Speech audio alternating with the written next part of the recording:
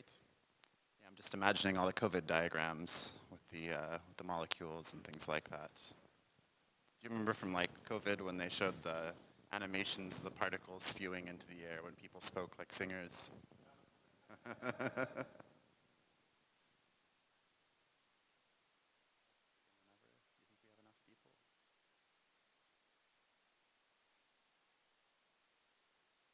Okay, welcome everyone to our miniKanren and relational programming workshop. Glad to see you all. We have some quite amazing talks today. Please, those who are watching our stream, don't hesitate to ask your questions in our Discord server or the comments under the stream. And without further ado, please welcome Chris to the stage to talk about high-performance logic programming.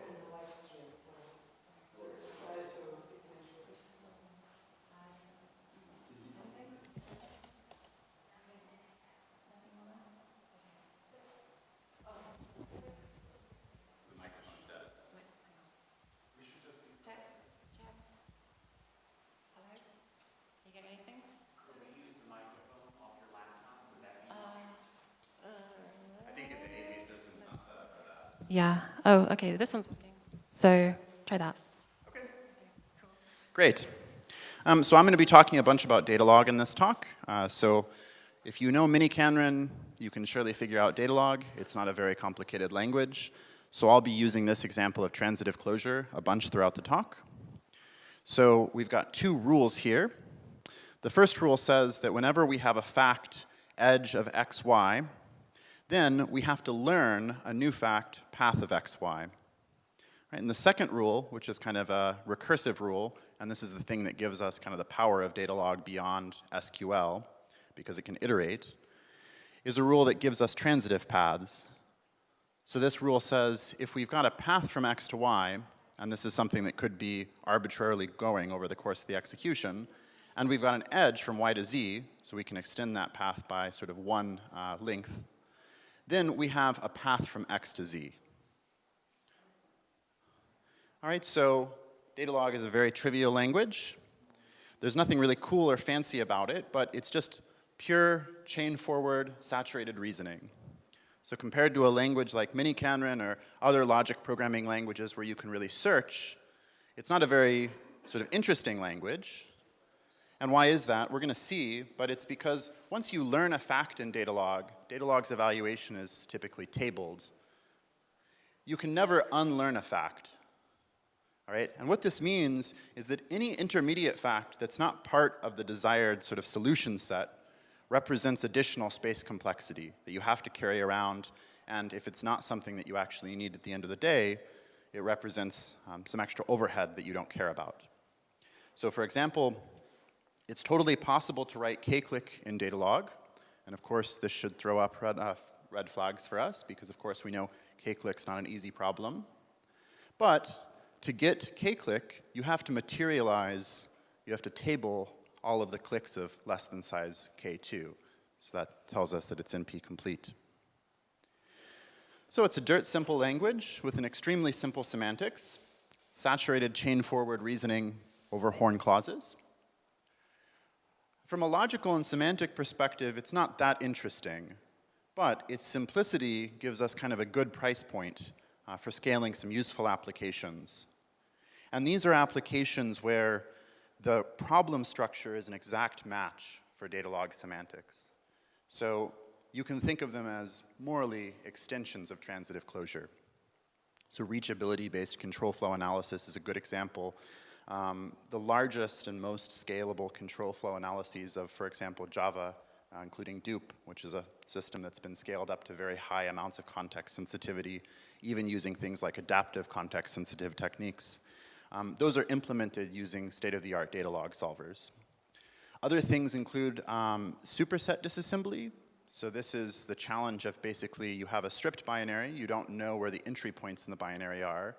And if you're on x86, for example, if you start at any sort of byte, you might find a valid instruction, of course, because x86 is very dense. And so there's this recent idea of superset disassembly, which basically says, try to start disassembling from every offset. And then you can start to see things like, okay, well, if I pick this disassembly, I get an unaligned pointer access. So that's probably not what it is. Or you could consider all of them and then use something like heuristic to decide which is the best fit. So there's a tool built by Grammatech called ddasasm that also runs on Souffle and is kind of the best disassembler in terms of working with stripped binaries. I think this previous state-of-the-art on sort of reassemblable disassembly, meaning you can get back what you started with, which I would argue is really a prerequisite for doing any kind of binary instrumentation or hardening. The previous state-of-the-art in that over a large corpus of binaries was Rambler, and that was about 70% rate of being able to reassemble the thing that you started with. And ddasasm is, I think, past 99% on a fairly large corpus of, let's say, Linux ELF binaries.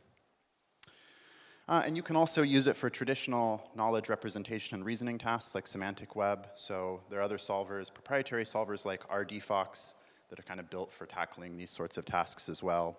Some of these have slightly separate domains. For example, they might focus more on incrementalization and stream processing than our setting.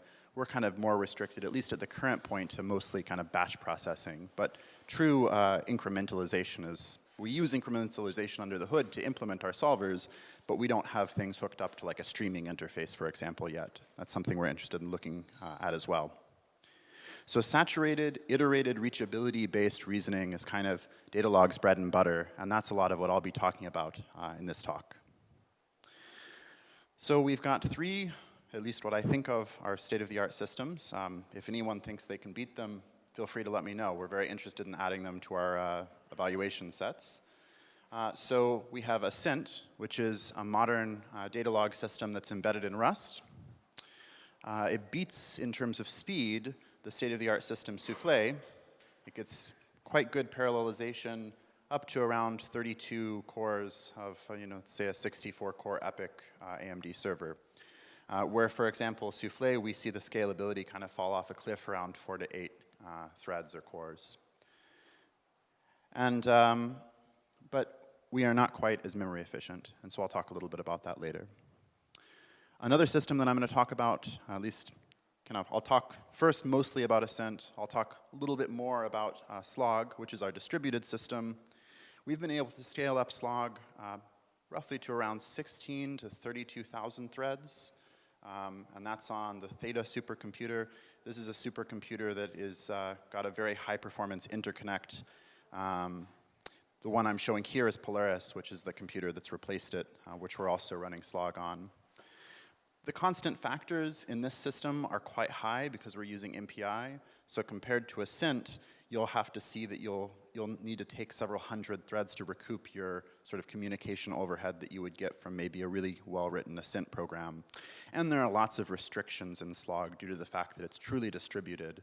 So having unified sort of memory allows you to write some things much easier. For example, union find data structure. It's not obvious how to implement that in a distributed setting, at least in Slog yet, something we're kind of interested in working towards. And then one thing that I'll talk about quite briefly at the end, because this is really kind of ongoing work, is our recent work on scaling Datalog on modern data center GPUs. And we found quite promising results. So we've been able to beat Souffle by a factor of, it says 100x here, but one of our more recent work is up to 200 times. On an NVIDIA H100 versus an AMD EPYC. So it's not an apples to apples comparison because the memory bandwidth isn't quite the same, but we've had good performance, and I'll talk a little bit about how we've done that. So I will start by talking about traditional Datalog implementation as you might do it on a unified machine using kind of a modern solver. So our system, Ascent, is a state-of-the-art Datalog engine that's embedded in Rust. It was written by my PhD student, Arash Sahib-Alamri, during his PhD. The key novelty in Ascent that I think people really like about it, it's a crate that folks in Rust actually use. We've used it to great effect. And I think the thing that's really exciting about Ascent is the fact that you can integrate completely with all of Rust's traditional data structures. And especially if you want to do something like write a large analysis of LLVM, which we've done in collaboration with some folks at Galois, we used Ascent to write 2,500 Ascent lines of a control flow analysis for LLVM that's like a context-sensitive analysis. And we were able to use all of the standard LLVM crates in Rust to do this, where if you wanted to do this in Souffle, you would have to figure out how to linearize all the data structures and put them into CSV files, call out to Souffle. You would have to compile the Souffle code separately. You would have to maintain it separately as Souffle evolves over time. And so I think that's the real exciting part of Ascent. In terms of the compilation, it's nothing extremely innovative versus the state-of-the-art. There is a unique approach, though, which is that we use procedural macros. And then we do have an innovation versus Souffle that I think is kind of a slightly more exciting one, which is the bring your own data structures approach. And this approach, which we published at ICFP'24, allows you to get past the problem of the fact that in traditional Datalog engines, you have kind of a fixed choice of tuple representations. And if you, for example, say, I want something like a union finds data structure to be able to represent relations, because I know for a specific task that I might need that ability to do space compression. Well, if you were to do that in Soufflé, you would either have to use one of the built-in relation providers, or you would have to go learn all of Soufflé's API, write a bunch of gnarly C++ code, recompile it, all of that yourself, which we found very hard to do. You can sort of do it if you're, a real serious research engineer who spent serious time looking into Soufflé's API, but Bjodes offers a very pluggable interface to be able to accomplish that. So just to show you a little bit of Ascent code, so I've got some Ascent Rust code here on the right. So first we load all of the Ascent macros. So Ascent is a macro-based system. We use procedural macros. This little Ascent bang block invokes the Ascent compiler, which parses the Ascent code, turns it into various stages of IRs. I'll talk about the compilation methodology for Datalog. We use all of the standard kind of modern compilation methodology, primarily influenced by Soufflé. So we've got some code here that recapitulates the transitive closure problem. So we've got this first rule, the second rule here from a few slides ago. And then this line down here at the beginning of main scaffolds an Ascent program. And that comes from the Ascent bang macro. We then populate a bunch of edges, and then we run the program to a fixed point. And then we can print out prog.path. And so Ascent macros set up the various relations declared in the relation block so that we can use them later after the fixed point is executed. Okay, so we use most of the tricks from Soufflé, which is kind of our main inspiration for how to compile high-performance Datalog code. There's been a bunch of different strategies for compiling Datalog that primarily have dealt with various trade-offs that we've faced over the years. So I guess I have a few slides about these. I'll talk about them in a second. But I guess I would say our key novelty really in Ascent is trying to improve upon the ergonomic concerns. We're not trying to do much innovation directly in the compilation. We're trying to take a macro-based approach rather than writing sort of our own compiler. We're trying to integrate with Rust and get as far as we can by doing that. But really our sort of technique and our kind of real innovation here is to be able to allow a Rust programmer to be able to integrate with the kinds of data structures that they might use on a day-to-day basis rather than having to use something like a U64 or a string or a set of sort of just primitive types that you might be able to get in Soufflé. So I'm going to give a little bit of a crash course on compiling modern Datalog, at least as inspired by Soufflé. There are various other ways to do it that I'll talk about, but Soufflé currently gets the best-in-class performance. So there are a few different concerns that I outlined here. So one of the first ones is data structures. So it's very key to have efficient data structures, especially because most modern data logs are parallelizing. So for a while, folks tried things like BDDs. That was one popular instance of data log compilation. And that was very useful when we didn't have very much RAM, because we could enumerate much larger data log programs. But over the course of the years, machines got more RAM, and we started to really care more about kind of raw throughput. And so modern implementations often use explicitly materialized representations of tuples, although we'll talk about how you might deviate from that in Bjodes in a little bit. And so Soufflé has some especially well-written, fast concurrent data structures that are minimally locking. And that's a lot of how they're able to get their good speed on the face of performance. You also want indexing. So you want to track multiple copies of a relation depending on how it's used, so you can do efficient range querying. So I'll talk a little bit about that too. You absolutely need semi-naive evaluation, which is a strategy for incrementalization, basically not rediscovering stuff that you've already learned on every iteration. And the fact that Datalog has a very simple monotonic semantics really guides that. If you try to start doing more proper search, then that really challenges semi-naive evaluation, and that's one of the kind of key concerns in the algorithmic side of extending the language with respect to its expressivity that I'll chat a little bit about. Most engines do compilation to relational algebra kernels. All right, so I'll talk a little bit about that. And then one thing I won't talk too much about is different join strategies. So there have been various engines over the years that use various join strategies.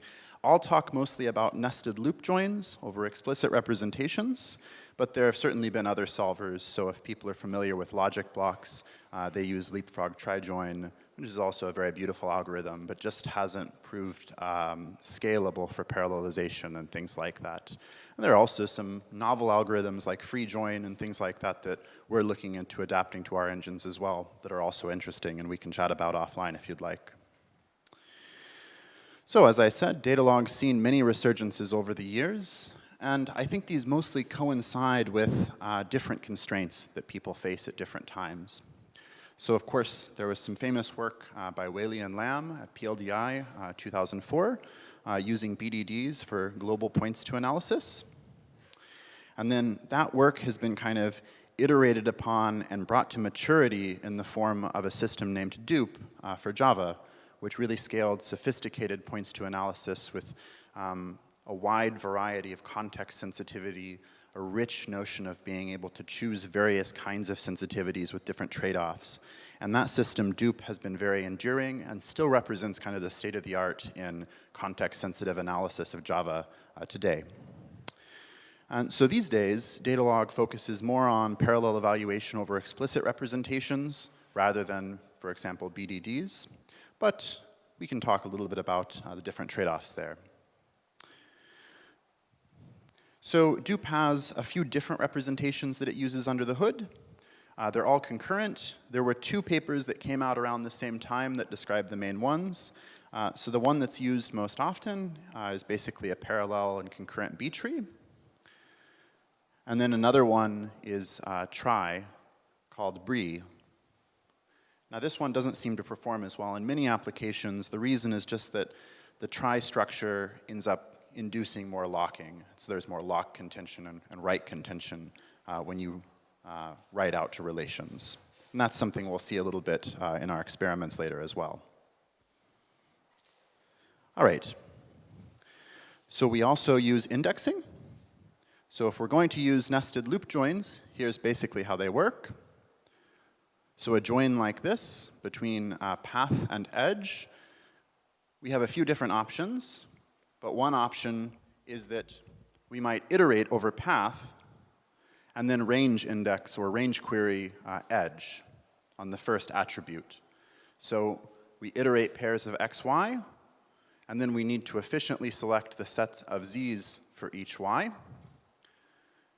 And so we could make another choice. We could also say that we might iterate over edge, and then we might kind of look up. And it depends kind of how the rules are written, kind of which you choose to do. And depending on the relative sizes and dynamic performance of the program, one of these might be better or worse than the other. There are some good low kind of worst case bounds out there that dictate what the size of intermediate products and breaking apart sort of k-array joins might be. So if you're interested in those, feel free to chat. And one thing that we haven't really done much, but seems like it might be exciting, and some engines have attempted to do this, is trying to do join planning dynamically. So kind of across the course of the program, trying to see how to change kind of a join plan over time. So if you organize relations as tries, you can save a little bit of space. So you might be able to recognize that you can reuse an index. For example, if you use something like, I think I have an example of it on the next slide. Oh, no, I don't. Let's see. I put these slides together pretty last minute. But if you have something where you might want, for example, x, y, and then also x, well, because it's organized as a trie, you have to go through x to get to xy. And so if you just store xy, that's kind of all you need. And so this is a trick that's used in Soufflé. In fact, Oracle currently holds a patent on it. And it is used to sort of lessen the space burden. But it comes at the cost of more write contention. So we've also implemented this trick in Bjodes, which I'll talk about in a little bit. But in their implementation, so this is a VLDB 2018 paper, they were able to get sort of 2x space reduction on average, and that's over a large data log program. It's over essentially a large, I think all of dupe, so thousands of rules. So it's not a massive win, but it does allow you to, at least with respect to some linear factor, reduce the space overhead if you can organize relations this way. So in semi-naive evaluation, we process only new facts. So what we recognize here is that without kind of incrementalization, at every iteration we have to rediscover every previously discovered fact. And if you've ever written something like a frontier semantics for something like a program analysis or a state space exploration that has kind of a monotonic flavor, you'll be familiar with this idea. Or essentially, even if you, and this is one that I actually do have a diagram of, so to show, if we start with our kind of first iteration here and we're trying to do transitive closure, in our second iteration, we don't want to have to rediscover all of the grayed out stuff. We only want to discover the paths kind of that are of length 2, and then over the course of time, length 3, length 4, length 5. So semi-naive evaluation is justified because of monotonicity. We never kind of unlearn any data. And indeed, extending semi-naive evaluation to the case where we have sort of non-monotonic or apparently non-monotonic programs, it's an interesting, a challenging, and kind of an important area of open research. But sometimes being able to delete facts is necessary. So there are various ways that we can do that. I'll talk about things like union find. Other approaches include e-graphs and things like that. But in general, if you start deleting facts, then semi-naive evaluation kind of breaks. And so there are various ways you might try to reconcile that, like you might try to, for example, try to track dependence or provenance of facts to decide how you can do that optimally. There are some algorithms that try to look at that. But this is essentially why Datalog can't search. You can never really forget information. And if you try to use Datalog to search, you're destined to remember all of the sort of intermediate state that you enumerated. So this is kind of an interesting and open problem. Within databases, this problem is kind of related to something called recursive aggregation or lattice aggregation if you're studying programming languages. Okay, so Ascent implements most of Soufflé's ideas via procedural macros in Rust. We focus on easy integration with traditional Rust data types and libraries. In practice, we found that this was really the biggest win. So in terms of the actual ergonomic, being able to reuse standard Rust machinery for common tasks like doing analysis of LLVM or other things like that, that was hugely useful to us. You didn't have to, I think one thing that's kind of underappreciated is the fact that if you look at traditional implementations of things like program analyses and Datalog, you have to take complex linked data structures and linearize them as sort of flattened tables. That's something we've a little bit worked on with another aspect of my talk that I'll talk about as long as I can, our language slog for structured Datalog. But this was one really nice thing to come out of Ascent. And you don't have to understand this, but just to show you kind of a high-level idea of how it works, if we take the program on the left, or sorry, the top right, and then we run it through the Ascent macro expander, we get this larger program down here, which implements all of the standard machinery that you might see, for example, in Soufflé. So our initial version of Ascent was published at Compiler Construction 2022. We didn't have index selection or parallelism, so we weren't properly completing with Soufflé at the highest level.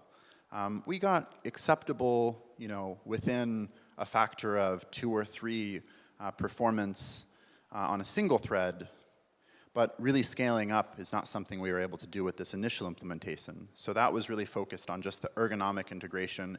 And also another thing was that Ascent, even in that version, had proper lattices. So that allows you to step past the traditional power set lattice, which is important if you're trying to do some kinds of program analyses or other sorts of tasks. And lattices allow you to get a little bit of this flavor of being able to do search because you can, if you have lattices that are not the power set lattice, you can kind of delete information in a sort of a way.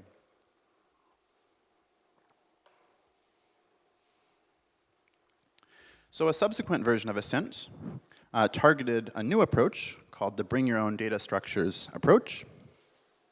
So the key idea of BIODES is to recognize that it's often desirable to step beyond the built-in representation that the engine provides for you.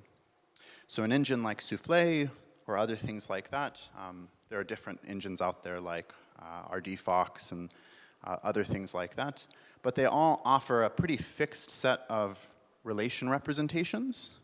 So in Soufflé, you get to pick among things like B-trees, breeze, and other things like that. However, what if you want something like a union find-based representation, or some other representation like a transitive or something like that? Well, in this case, the engine's data structures can become leaky abstractions when the data structure that you need isn't really provided by the engine, because you might have to, for example, materialize more than you are willing to accept. So I have this example here, where we have this big graph, and if we take the transitive closure, of course, we get this massive explosion. And the issue is more than just these graph problems. It's impossible to write a Steensgaard-style points-to analysis in vanilla Datalog. So as of recently, Soufflé offers eqrel, but it's kind of boutique, and it's only one solution. We offer a custom relation provider. So in Ascent, you can write code that looks just like this, and it gives you the kind of performance you would expect. And I'm going to start accelerating the talk at this point, because I can see I'm going to run over time. I have so many slides. So I'm going to skip past some of the formalization and just say we offer kind of a two-stage protocol that operates at compile time and at runtime for implementing these relation providers. And again, I'll refer you to the paper for the rest of the details and show you some results. So a re-implementation of a Rust borrow checker. So this is something that was implemented by the Rust project. It was called Polonius. So we get 2x speed up in Ascent, and this is on a single thread for that. We also get 1.5 to 2x compaction using our transitive relations provider.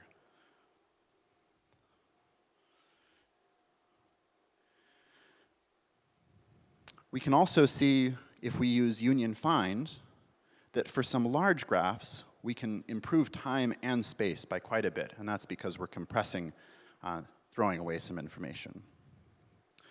With Galois, we are able to write a fairly sophisticated analysis of LLVM bitcode. And so this little diagram down here is just trying to convince you that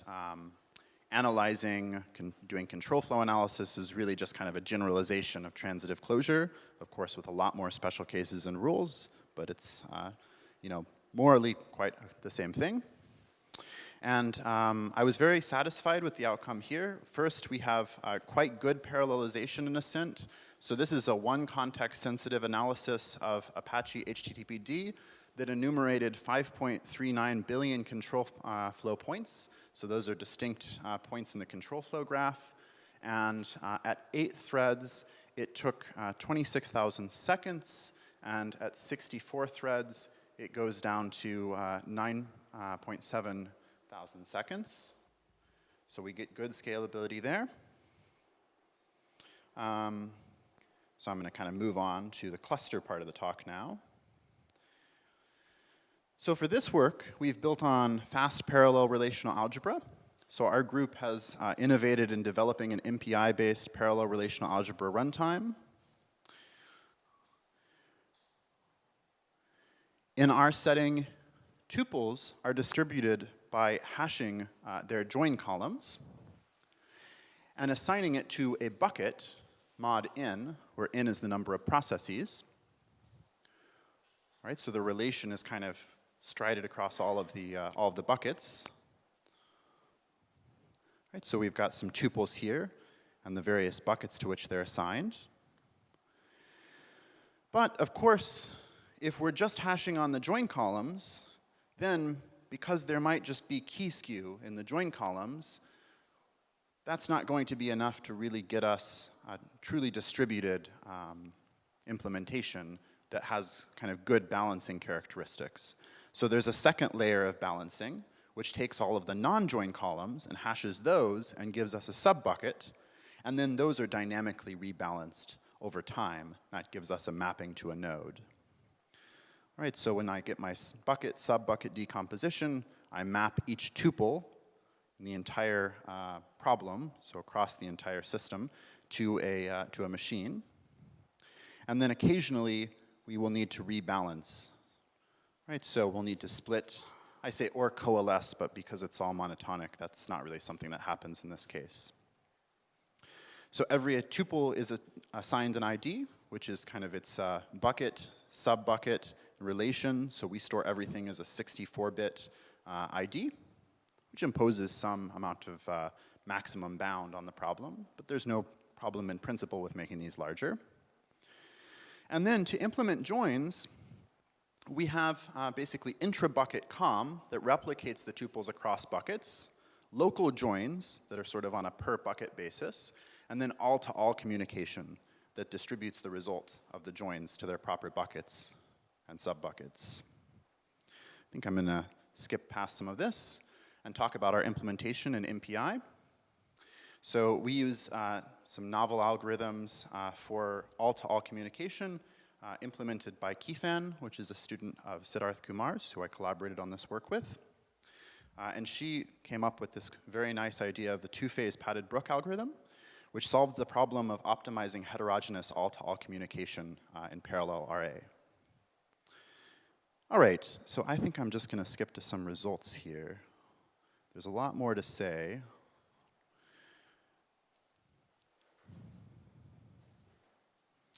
But I'll just show the main graph.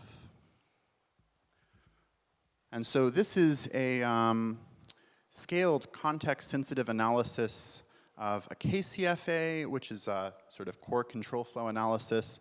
We even have a newer version of the experiment that I didn't put in here that's actually a proper context-sensitive analysis of the Linux kernel that I'll show in some later results in a few slides from now about GPUs. And we get pretty acceptable scalability up to around 400, kind of 800 threads here. I think we never really saw this pay off because we weren't, in this case, really specifically engineering the analysis to be as parallel as possible. There's a lot of sequential work, and so there's not enough parallel work to be able to extract. So we've made some, we've kind of made some subsequent analyses that are much more obviously parallel and get even better performance, and they scale up to around 1,000 threads, which is still not really good enough to be truly high performance in the high performance computing space. And so that's something where we're kind of looking into now some different ideas, and I'll talk about that a little bit about the end. All right, so just to skip ahead a little bit, because I'm looking to leave some time for questions, and some of this is in a working draft that I can point you at. So the last thing that I'll talk about is harnessing the power of GPUs. So of course, GPUs are very powerful, and they're powering some of these novel innovations we're seeing in things like LLMs. But of course, the challenge with GPUs is that you have to write your code to properly adhere to sort of a SIMD structure. So any amount of branching in your code translates into sort of threads just kind of sitting around waiting, right? And so that's not 100% true on modern GPUs. It turns out there is some amount of task-level parallelism, but it's mostly true. And our goal with this work, so there have been folks who have looked at implementing data log on GPUs before, but none of them was ever able to beat a good CPU-based solver. And so we're really trying to come up with an engine that really effectively allows us to sort of hit the frontier of scalability and achieve kind of new results in that space. So one thing that you can kind of see here is that if we look at Soufflé's performance, and like I said, Soufflé is focused more now on memory compression than it is on speed. It used to be more parallelizable maybe 5, 10 years ago, I think we sort of seen, if you look at old commits of Soufflé from a while back. But now they've kind of focused a little bit more on memory optimization. And the consequence of that is that we get pretty poor scalability after around 4 to 8 threads even. All right, so this is a transitive closure of souffle on a large graph, a graph that we'll also evaluate on our GPU-based system in a while. And if we look, we can actually see where the bottleneck is. And it's that we see insertion happens sort of in a very serial fashion. And so as we increase the number of cores that we throw at souffle, we're still kind of bottlenecked by this serialized insertion into the tuple data structure. So I'll just kind of speak about this briefly because I don't have a ton of time left, but I'll give you the high-level idea of kind of what we've got going on here. So our solution is called GDlog. It's an implementation of a GPU-based data log engine that's currently implemented in C++, basically CUDA, as a bunch of CUDA kernels. So what you do is you take the fully planned IR from souffle. So we don't have a full compiler yet. There's still some amount of sort of manually taking the join plan from souffle, or having our grad students just figure out what it would be, and then implementing it to use our kernels. And then using our library, GDlog, which is we have variants of it. Our primary implementation is in CUDA. We also have a version in HIP, which is for AMD-based GPUs. AMD is really catching up to NVIDIA when it comes to memory throughput, but we haven't been able to get quite as good performance out of HIP yet because we really rely on having good memory allocators, especially high performance on CUDA, and so we haven't been able to quite get there with HIP yet. So we have our kind of application space up here. Program analysis, graph analytics, deductive databases. We write these as data log programs, which we compile down to relational algebra kernels using all the techniques that I kind of talked about previously in the talk. And so this is kind of where we're starting at in the GDlog work. And then we have different relational algebra kernels like join, deduplication, insertion, merge, built on top of in-way joins or k-array joins. And we have some novel techniques for handling those on the GPU as well. And then all of this is built on a novel data structure called the hash-indexed sorted array, which is a special tuple representation for the GPU that I'll talk briefly about. So the HISA, or the hash-indexed sorted array, is a multi-level data structure that establishes a mapping between a compact just data array. Of course, GPUs are great at working with arrays, and the underlying tuples stored in the GPU memory and a sorted index map. And this is really important for fast range querying. So the join column of each indexed relation is kept in sorted order. GPUs are fairly good at sorting things, right? So that's one thing. Although it is a little bit of a bottleneck, and that's something, in fact, we're trying to sort of get rid of in our current implementations. And then they're linked into the index map. And then the index map forms a hash table, sort of an open addressing-based hash table with linear probing, that stores key pointers in lexigraphically sorted order. And each key of this sorted index map points into the underlying tuples in the GPU VRAM. So using this kind of multi-tiered approach that's at sort of under the hood, really built on sorted arrays, which GPUs are kind of blazing fast and really good at dealing with, we've been able to really innovate. And there are some more details available on our draft. So I guess just to kind of toot our own horn here, this was something that we were excited to see was kind of quite highly ranked on Hacker News a while back. And we got some excitement with people kind of using it. We have an implementation that's publicly available on GitHub. I'll just speak briefly. We have C++-based implementation of our API. And just to kind of cut through to the results, I'm showing here a transitive closure on several large graphs comparing souffle and a number of other GPU-based joins and data log systems. So GPU join is a competitor system to us. cuDF is an open source data frame library that people have used before for relational algebra. And we can see that GDlog, for example, on our largest graph here, takes 14 seconds versus souffle's 232 seconds. And then the two other competitor GPU systems just blow up out of VRAM because they don't sort of efficiently sort of compress memory. They kind of have to blow things up because they don't have this nice HISA data structure. And then, of course, the kind of big result here that I'm kind of excited about. So there's context-sensitive analysis of the Linux kernel, for example, and HTTPD and PostgreSQL. So we implemented these on top of GDlog, and this was from data from a paper from VLDB called GraphSpan, and that data set has been used by many other folks studying data log.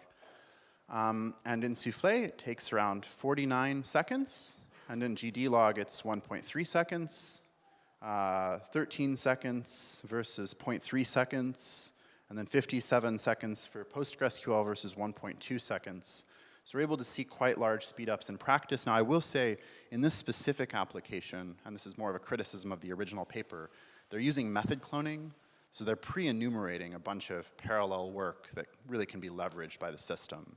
So it's hard to say that these results would necessarily translate to what I would think of as a really nice, rich, context-sensitive analysis, but at least it's a good litmus test of the kinds of parallelism we can achieve.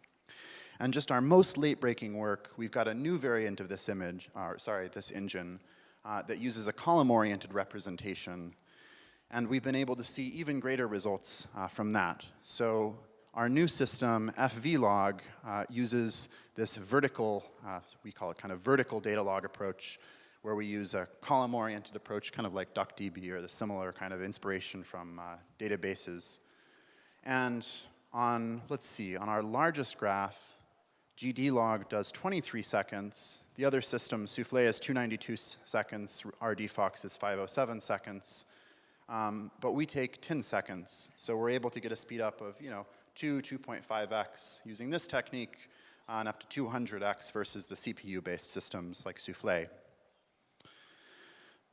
So I'll just say we've open sourced a lot of this work. So Ascent is open source. It's a crate you can just go use right now. Slog is something we've got currently on our GitHub repo. And then GDlog is also work that's in submission, but we've got an open source version of it on our repository as well. So thanks so much to these awesome folks that I've had the pleasure of working with, and especially thanks to the National Science Foundation who's funded this work. Let's see, I thought I had a slide here. Yes. So I didn't have much time to talk about logic programming beyond data log, but this is really just the beginning. So we really look forward to extensions of this work where you can really do true search. And so we're currently looking into variants like datalog O, datalog plus minus, answer set programming, and other things of that nature using this approach. So we're currently wrapping up the first year of our 5-year NSF project on this. And the next things we're trying to scale to GPU clusters. So that's something we've currently got working on right now.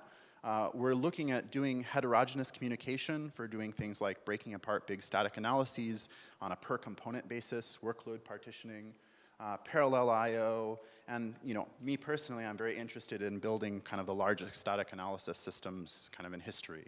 So thanks so much. I really appreciate it. And I'll take a question or two as we have time. Thank you all.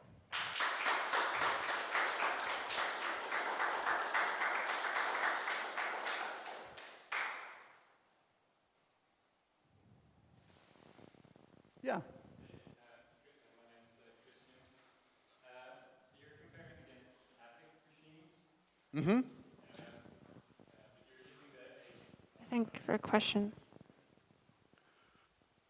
Right, I think it's for the stream. Right. So, so you're comparing against the server-grade CPUs. Mm-hmm. The H100s that you have, do they also contain the ARM cores? They would have, let's say, wider memory bandwidth than perhaps the AMD ones. Are you starting to look at those kind of machines as well? So we are starting to look at some different kinds of GPUs, especially things that we can run on, so some supercomputers that we have access to, like Polaris, have some kind of unique GPUs that do have more memory throughput and things like that. One example that kind of impedes us there is that you can't exactly run CUDA on some of those systems. So we've tried to translate our work and our backends to things like SYCL, which is another kind of programming paradigm, and HIP, of course, is another one. So we've started to look into that a little bit, but I don't have a definitive answer for you as to like the exact details of the system right now. And if you'd like to chat offline, I'm happy to give you sort of exact details of all the stuff that we've tried. But that's a great question. We're very interested in using, for example, these AMD chips have extremely high memory throughput. I kind of alluded to this in the talk, but one big thing for GPUs that really allows us to accelerate is having high performance allocators. And so we don't have very high performance allocators on the AMD side yet. We think that's mostly a matter of engineering, and so I'm hoping that in the coming months we can achieve that as well.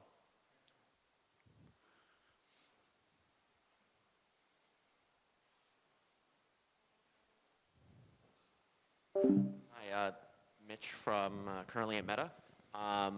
So I'm wondering what kinds of CUDA kernels and what the compute memory bandwidth looks like when running some of these programs. Like, are these data log programs, when they're running on GPUs, are they mostly bandwidth constrained?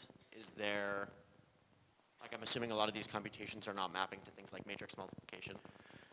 Sort of what does that look like? Yeah, that's a great question. So they're all handwritten kernels under the hood. You're exactly right. You would be tempted to use matrix multiplies, but we've gotten more mileage out of just kind of handwriting our own kernels using HISA, for example. Not to say that there couldn't be another approach. For example, if you've seen the GPU-based points-to analysis from Matt Might, maybe 10 years ago or so, I believe he uses matrix multiplication in that work. So, there's other possibilities out there too. I would say I definitely think memory bandwidth is the big thing. We have experimented using some CPUs that have very high memory bandwidth, so specifically the Knights Landing CPUs that have HBM kind of built into them in the same way that a GPU would, and we've seen similarly higher performance. And so I really do think it's the case that, at least with this way of doing data log, it's really much more memory bandwidth constrained. And if you've looked at previous data log systems, they used to do things like keep things on disk because they had huge amounts of materialization. I think a lot of the leverage that we've been able to get has been the fact that modern data center GPUs have high amounts of VRAM. And so you can get the H100 has like 80 gigabytes of VRAM. I would say we're limited in the sense that outside of a single GPU, if it doesn't fit in VRAM, if the fixed point doesn't fit in VRAM, then you're just kind of, all bets are off right now. So that's really motivating us to look into GPU clusters. So yeah, thanks so much for the question. And I sense that I'm essentially out of time. Is that right? One quick question. Is it?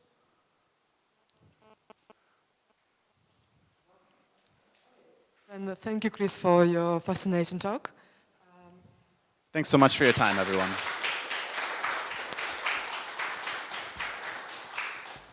I'm not quite sure what to do with this. I'm afraid it's going to drop if I try to put it there. The next talk is going to be a remote. We will have some time to switch, right?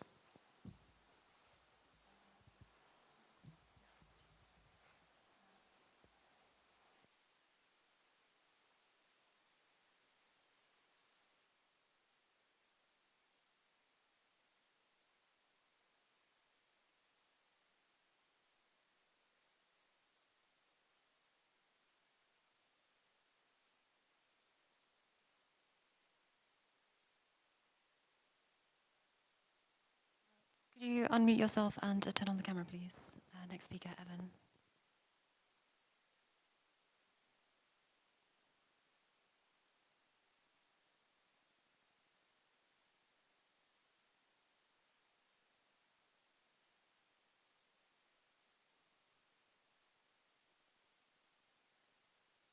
Can you speak, Evan?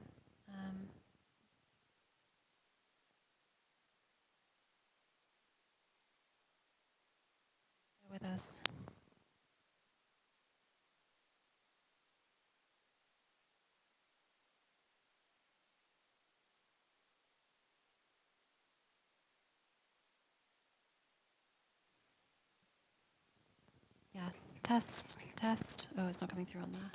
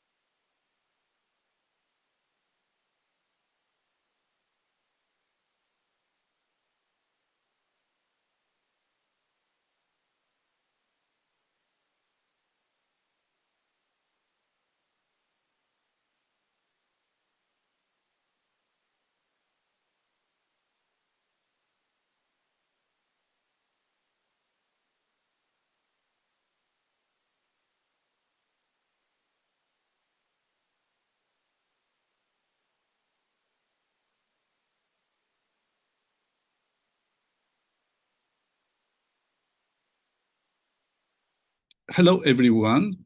Firstly, we apologize, but it was not possible for us to be present at Milano. And I would like to thank the organizer, in special Mae, for allowing us to present our paper via this video.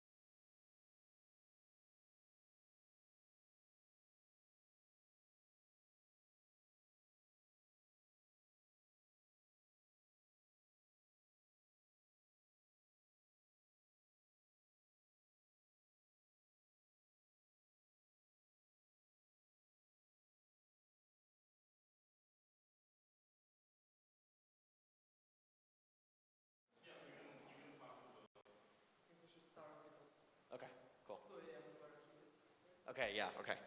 All right, thanks for coming to the second session of the miniKanren workshop. First talk here will be on relational reactive programming by Evan Donahue.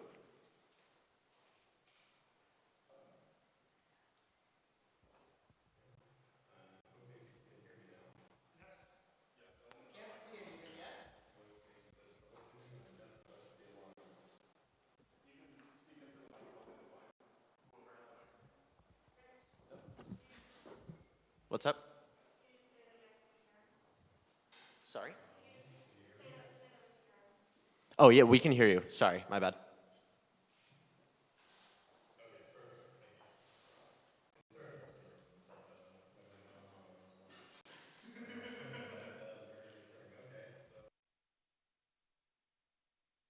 Luck holds out, and many thanks to everyone who just got shuffled around. I am hearing myself, so I don't know if there's a mic to mute, but if not, we can deal with that. And let's just get into it, shall we? And hope that everything holds out for us. All right, so I'm Evan, of course, and what I'd like to talk about today is using miniKanren to build something like this. To do MVC is a browser-based standardized application. It's been implemented in hundreds of different JavaScript libraries and frameworks as a means to compare them. Now, since we won't have time to go through the whole implementation, what we're going to do today is implement micro to do MVC. Here we are, which is a to-do list so under-featured that we can implement it in the space of this talk using miniKanren. Now we have here a 2-item to-do list that not coincidentally lists the 2 main sections we're going to cover today. So let's get right to it. This talk is divided into 3 sections, and the first of which is just I'd like to take a moment to address the elephant in the room, namely, why are we developing to-do lists in miniKanren when there are so many existing JavaScript solutions? And after that, we're going to build micro to do MVC in 2 parts corresponding to the 2 big problems that this miniKanren web framework tackles. The first is taking our application's data model and rendering dynamic HTML from it that stays in sync with the model when it changes, hence model to view. And the second is defining update events in the HTML view that transform our data model across application time steps, so hence view to model. And I'll say in advance that although I will try to keep this talk accessible, you will probably get more out of it if you are familiar with modern JavaScript web development. But because this is such an unusual application of miniKanren, it is involved really bending the underlying miniKanren architecture into new shapes that I'll talk about, and that I suspect may have applications to other areas. So hopefully there'll at least be something of interest for everyone in this talk. Now then, why the web and why miniKanren? Over the past decade plus, there have been literally thousands of new JavaScript frameworks, most of which never gain any traction to the point that it's become something of a meme. Yet the fact that these frameworks keep being produced and that new frameworks periodically do gain traction and become major players suggests that there are still problems in this area that aren't fully being addressed.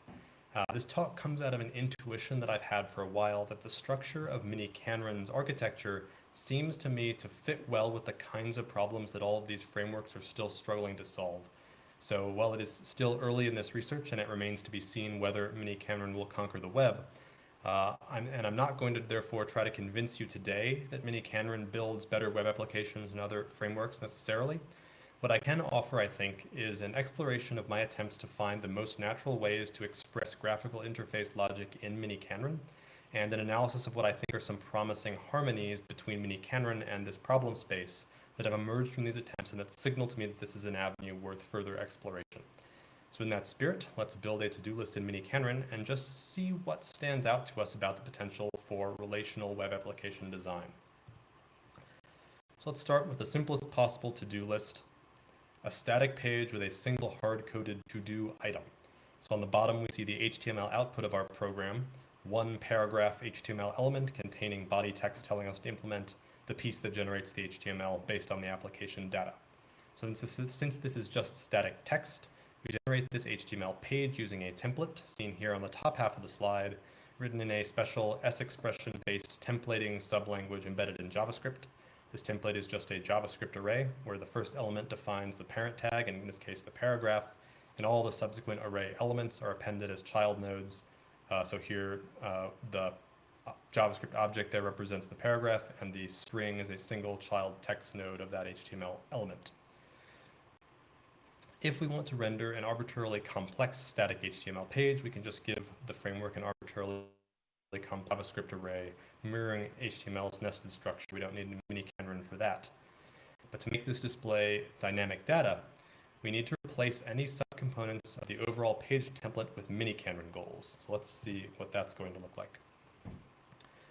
In this case, we're going to replace that entire JavaScript array template that you just saw, that entire paragraph template, with a miniKanren goal, which is represented here as a function that takes a single argument. That argument is a logic variable that we'll call the view variable, and that function needs to return a first order miniKanren goal that uses that binds that view variable.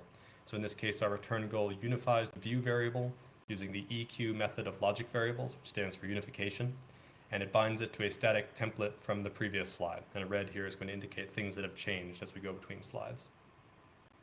So whatever we bind that view variable to, the framework will walk the variable and replace this whole function template with whatever template that view variable walks to. So this just essentially reproduces that static HTML slide previous. So now let's add a little bit of data. So here model is a global logic variable that can be accessed in all of our miniKanren goals anywhere in the template. And we're going to initialize the application with a model bound to our to-do items string. So then in our template, we can replace the string with the model variable. And now whenever model changes, a new template will be swapped into the HTML document in place of the original function. And note that I've decided to delete the function signature in the return statement here for readability. That anywhere we see a variable named view, we should assume there's that function wrapping it. Now, of course, we never have just one thing on our to-do list. We want a list that can grow continuously as we add items to it. So let's start making actual use of the fact that we're in miniKanren and leverage some non-determinism. At the top here, we've turned the model from a string into a list of strings using scheme list syntax here for presentation purposes. And now looking at the code in the middle, instead of displaying the model directly, we introduce a fresh logic variable e for element, and we use memberrow, the memberrow method of logic variables, to bind e to each element in the list. Therefore, instead of binding view to a single template, it is non-deterministically bound to a series of templates, one for each answer returned by memberrow. So then we're going to take the returned stream of answers from this miniKanren goal and append them as symboling elements in the document, creating the list of paragraphs that you see at the bottom. Now let me note parenthetically that we are implicitly using a depth-first search and a run star type semantics here, so the order of the paragraphs will be somewhat predictable, and we do have other mechanisms for controlling order that I won't get to in this presentation. There's no way to do a run one type semantics to really pick a non-deterministic interface, but that's something that I'm sure research. So back to the problem at hand. I think using non-determinism for dynamic elements here is a relatively clean alignment between miniKanren and the problem of iteration here, but why go to all that trouble, right? Why not some kind of simple list comprehension as is done in many other frameworks? So there are a couple of advantages here that I think miniKanren gives us. First, it's somewhat minor, but nevertheless useful, is that we can easily write recursive miniKanren goals that express things like hierarchical trees of HTML elements quite naturally, which is something that some frameworks that have built-in iteration functions struggle a little bit with. And there's an example of that in the paper, but more importantly, there's one big problem that we need to solve that we can leverage miniKanren's non-determinism to address in what I think is a kind of interesting new way. If we could just throw out the whole page and regenerate it from our data at every time step, it would be very easy to keep the data model in sync with the HTML view. But even ignoring efficiency concerns, browsers have local state like scroll bar offsets and text box focus that get lost when we do that. So what we really need is a surgical way to update the live HTML page in response to the pieces of the data that have changed. And to do that, we need to track which HTML elements correspond to which data. And that actually is a somewhat non-trivial problem, and it's in fact one of the main problems that most of the major frameworks attempt to solve. So what's commonly done is some variation on a strategy called virtual DOM. The basic idea is that we do completely regenerate a representation of the document, the whole HTML page, pictured on the bottom here, and then we compare it with the previous document pictured on the top to determine by some diff process the smallest changes that need to be made to bring the document into sync with the data. And the challenge here is that this generalized problem of diffing trees has something on the order of qubit complexity. And when the most important heuristics that frameworks use to deal with that involve deriving unique identifiers from your data, which may not necessarily be possible if your model doesn't naturally furnish unique identifiers for every element of every list. So I wish I could go into more detail here, but in the interest of time, let's just take a look at the strategy, the implementation, underlying strategy that we can use in miniKanren here to get around some of these problems, which is a approach that I call the view tree. So think about this picture here as an abstract representation of the member-row operation from our running example applied to a two-length list. So the top node represents member-row destructuring the head of our list, which I'll assume is bound to the model logic variable. The second level is a condi binding the view to the first element of the list and destructuring the tail. The third level binds the view to the second element of the list and fails to destructure the nil tail of the list. So now, instead of treating this as a purely abstract concept visualization of a miniKanren search, let's build an actual in-memory representation of this tree. And we can do that by gathering up the first-order representations of all the unifications and constraints that we encounter. And every time we hit a condi, we create a branching node that stores the conjunction of all of those first-order constraints in the node itself. Successful answers and failures both generate leaf nodes. Now, into each leaf node, let's put an actual in-memory reference to the live HTML node built from that answer. So now we can rerun our search repeatedly with different starting substitutions by threading the substitution down through this tree and applying all the goals along the way. If a goal fails, we remove all the HTML nodes that are contained in subtree, headed by that node. And if a previously failing node succeeds, we insert its HTML nodes at the appropriate offset in the document. So now here's the key idea here. If nothing else in this section made sense, we are essentially using the position of an answer in the reified miniKanren search tree, not its order in the answer stream, which can change and which gets us back to diffing, but in the search tree itself as a unique form of identity for each answer. So more generally, we're building and modifying a reified search tree, and we're using it as an organizational structure for a stateful derivative of that search. That's the key idea here. So maybe that representation is a web app, as it is here. Maybe it's a debugger, where we can clearly see where the failures occurred and potentially trace the exact failing constraint if we wanted to, and rerun goals with different bindings, kind of various ideas that have come up in working with this. So regardless, this view tree at least does the job for us of surgically updating the document, which is what we needed here. Every time we rerun the search, we know exactly how to update the document because it's keyed to the search tree. So that's the first thing we needed to implement here. We now have our to-do list displaying a dynamic number of items based on the to-dos we initialized it with. We've completed the first item, but we can't actually cross it off yet, so let's implement that next. First of all, let's review what we're trying to accomplish here. So we know that we have a global substitution with at least some model logic variable that's bound in some way to our application data that we use in all of our goals. Have some other logic variables that we were created with fresh and bound to that pieces of that model to destructure it, to access it. And we want to find a good way to set up event handlers in the HTML in such a way that we can cleanly specify how a user action should evolve the model data from one time step to the next. So for our micro to-do MVC example, we're going to do the simplest possible thing I could think of, and we're going to make it so that whenever you click on an item, the to-do text gets replaced with the word done. So when we click on the item for the last section, we should end up with something that looks like this. Now, the way that we're going to do this is through a procedure that we'll call reactive unification. So here's our running example for micro to-do MVC. We've only added a property onClick to the paragraph tag, which sets up an event handler for the paragraph's click action. And the way that we've specified what the action does is that the event takes is by supplying a miniKanren goal, e.setDone. All changes to the model are specified as miniKanren goals, all of which include this reactive unification subgoal set, which is a property of logic variables. And roughly, you can imagine that this is going to set the string value bound to e to a new value done at the next time step of the application. Reactive unification is asymmetric, so the left-hand side specifies a variable at the next time step, and the right-hand side is a value from the present time step to which that value will be bound. In a sense, we'll make a little more precise later.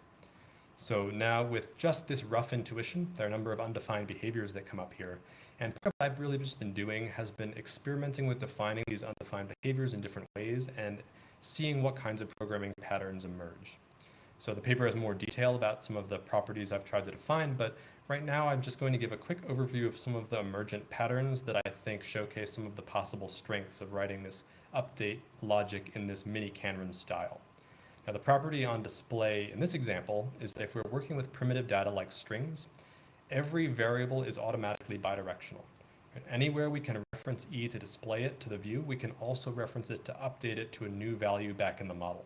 And the same is true for any future fresh variables bound to E. They all write back to the same string value bound to E. Now suppose we wanted to add a button to mark all items as done. We can use miniKanren's query capabilities to find all the logic variables that we want to set, and then we can non-deterministically set them. And what this is going to do is gather up all of the reactive unifications from every answer returned by our update goal and apply them all one on top of the other. If two updates conflict in general, the update fails. If they partially overlap, they unify, hence reactive unification. Now suppose we want to delete all the entries that we just marked as done. We'll need two fresh variables, pair and cutter, and there are three sub-goals here. First, we iterate over all tails of the model, so that binds the pair variable to every cons pair and to the nil element in the model list. On the next line, we check that the pair has the text done, and at the same time, we also extract the cutter. And then finally, we reactively unify the pair with its cutter to essentially overwrite the pair with its tail and delete it from existence. So we're essentially mutating the list to clip out a pair, although we define this in such a way to avoid some of the problems that usually come along with these kinds of mutations in other languages. So for instance, mutation doesn't happen right away. So as in this example, we'll iterate the whole list normally, we'll build up all these mutable cuts, and then they'll all be applied simultaneously at the end of the time step. And they will also take one another into account so that in this instance, at least it does the right thing, quote unquote, that you would expect from what we're trying to write here. Now let's take a step back and just compare these patterns with some other approaches to this update problem. Comparing programming paradigms is obviously a highly subjective task just because there are so many varieties of every paradigm and so many ways to use each of them. So I'll have to request some charity from your interpretations here. This is just my very high level intuition, and the intention here is just to give you some points of comparison to think about how these approaches interrelate. So thinking about the task, consider the task of filtering our to-do list to only the not done items, and then inserting a new item into the middle of that list. So in a standard functional approach, we're going to append the head of the original list, the inserted element, and the tail of the original list. But where do we split the head and the tail, right? We're going to need to find the index in the original list of the item before or after the insertion point in the filtered list. And that means we need a stable notion of identity for list items, which if there may be duplicates means we need additional bookkeeping metadata, which comes at a complexity cost to the model. We could take a bidirectional optics-based approach where we insert directly into the filtered list, but because the position in the original list is ambiguous, the programmer will also need to somehow specify an update policy, which, as I understand it, is still a little bit of an open research question. I've seen different solutions proposed for that. In the reactive unification case, we would include in our query the cons pair of the original list at which we wanted the insertion to happen, and then directly set it to a new pair. So one possible arguable advantage of this is that we're always relatively precise about exactly where in memory our new data is going. It's almost like, I shudder to say, almost pointers, but without some of the drawbacks that come with mutation happening instantly and affecting the structure of subsequent mutations. It's maybe arguably more of an intuitive, direct manipulation type of strategy. And I think the key idea here is that miniKanren is letting us replace data structures in many instances with queries. So functions that produce data structures in the usual functional programming sense are not necessarily bijective, and so when we try to turn them around, we encounter irresolvable ambiguities that we need to manually resolve somehow. When we filter a list here, that second list gives us a filtered interface to our data, but by being an actually fully realized list data structure, it raises questions about the semantics of list operations that introduce ambiguities relative to their source. So by contrast, a miniKanren query can also filter data, but it doesn't introduce a new data concept in the same way, or at least it introduces something different to the bidirectional programming equation. So now, as I said earlier, reactive unification, as I've defined it so far, is highly experimental. You could love it or you could hate it, and I'm not wedded to it one way or another, in the particular way that I've defined it. What I think is important here is how the underlying architecture of miniKanren gives us the affordances to experiment in this space, because that's the raw material that we're really all working with here, right? So I'd like to close this section by talking about how reactive unification is implemented. The key idea in this section is that with some modifications, the miniKanren substitution data structure can be used to track the provenance of data through our computations. And it can handle the bookkeeping for us that lets us do advanced types of bidirectional programming. So consider the case where model is a string, right? When we bind some new variable e to the model using ordinary unification, we could bind e directly to the string itself, and that's what we'd usually do in a search context. But we're going to change the usual behavior here a bit, and we're going to bind e to the model variable instead. Now we can still walk e to get to the string, but now e remembers exactly where that string came from, and so we can walk back from any reference to e to find the original model variable, and we can update the string value where it originally sat in the substitution, which will implicitly change the value of everything that walks to that same model variable. So to keep the C metaphor going a little bit, you can think of a model variable as an allocated secondary. When we set e, we overwrite the memory bound to model, but we don't change the pointers we use to identify that memory. So every time we unify two variables, we preserve that information by binding one to the other, so that the substitution tracks the provenance of every atom of data throughout the whole life of our computation and throughout the cycles of the interactive cycle with the user. So now, what happens if the model is bound to a complex term? How do we track provenance now? Let's normalize the substitution so that every atomic piece of data gets its own logic variable with its own physical storage, quote unquote physical storage here, right? So now we can independently track every string, every cons pair, every mutable piece of state in the model by referencing its unique logic variable and preserving the provenance of that reference throughout our relational computations. Glossing over a lot of details here, but this is the key idea for handling application state. We treat the substitution as a fine-grained physical storage device that gives every piece of state its own unique name and preserves those names across computations and unifications that let us walk back to the original source. So if we reactively overwrite this list with a new list, we essentially walk down these variables, overwrite their values in their final quote-unquote physical locations in the substitution while leaving the variable pointer structure in place. So model stays bound to x1 and x2. The value of x1 gets overwritten by a new primitive, maybe the string done, and maybe x2 will get overwritten by a nil list, and then the remainder of the list will be garbage collected or something like that. So in conclusion, we now have implemented micro to do MVC. We can go from a data model to a dynamically updating HTML document, and from user events in that document back to an updated application state. As I've mentioned, as I'm sure you can tell, this is a very preliminary report on an ongoing project. The code base itself is very rough at the moment, and many shortcuts were taken to get the paper examples running that will now need to be undone, but I do intend to keep exploring in this direction, and my intention is to make this eventually into a miniKanren-powered, production-ready JavaScript framework just to see how far miniKanren can go. So if you are interested in miniKanren for the web, feel free to reach out anytime.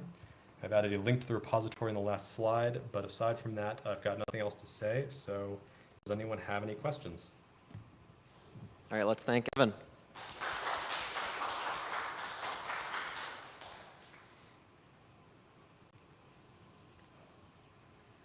So a question on how the reactive update kind of thing works. In a situation, basically, would it break if I had a model and I had like two sublists in my model, and then I appended them with appendo before then rendering something? And then I tried to do a reactive update on one of the con cells, particularly in the first part of the list, that was sort of manipulated and reconstructed by the list append. Would that sort of still propagate back to the original list in the model? So I would have to write that down to visualize exactly what operation you have in mind, but let me say a little bit more about how it works, and maybe that will give you some intuition about how to answer it, and I can answer it in more detail later if you're still interested. The simple way to think about what's happening here is that in most cases, what will happen is we have a variable on the left side and we have a value on the right side. And very roughly, what will happen in most cases is that we reify the value on the right side in the current substitution, and then we go overwrite the structure of the variable on the left with the values that we got out of that.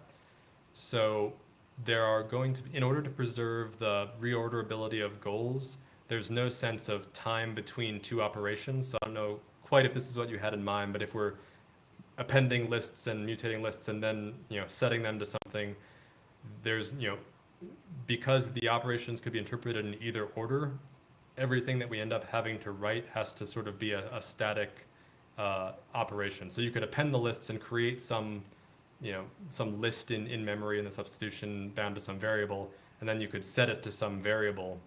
But all the sets that we make have to be consistent concerning unification. The qualification that I'll make, and the most experimental part of this, is that when if we were to apply that logic to two elements in the same list, so we set, like we did earlier, we set one pair to something, we set another pair to something, those would theoretically generate two lists that don't unify, right? Because we've just told it to unify the tail with one longer list and then a subpart of the tail with a different list. So we handle recursive unifications like that, especially where we kind of start from the top and start overwriting, and then when we get to a more specific subpart of the list that has been directly set by a different reactive unification, we let that take over. And that's what lets us do something like non-deterministically walking the list and making a lot of cuts or making a lot of additions or changes, and it will still kind of build out some version of the right answer.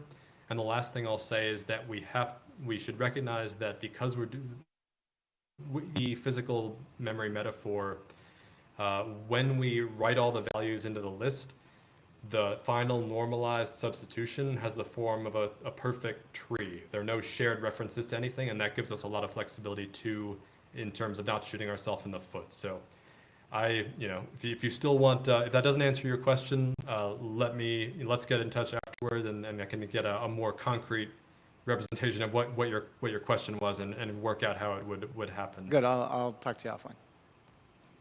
Sure.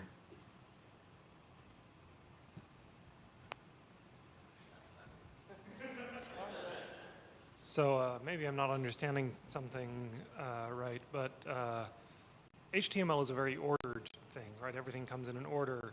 And in miniKanren, when we search for things, well, they do come back in an order, but it's sometimes hard to predict what it will be.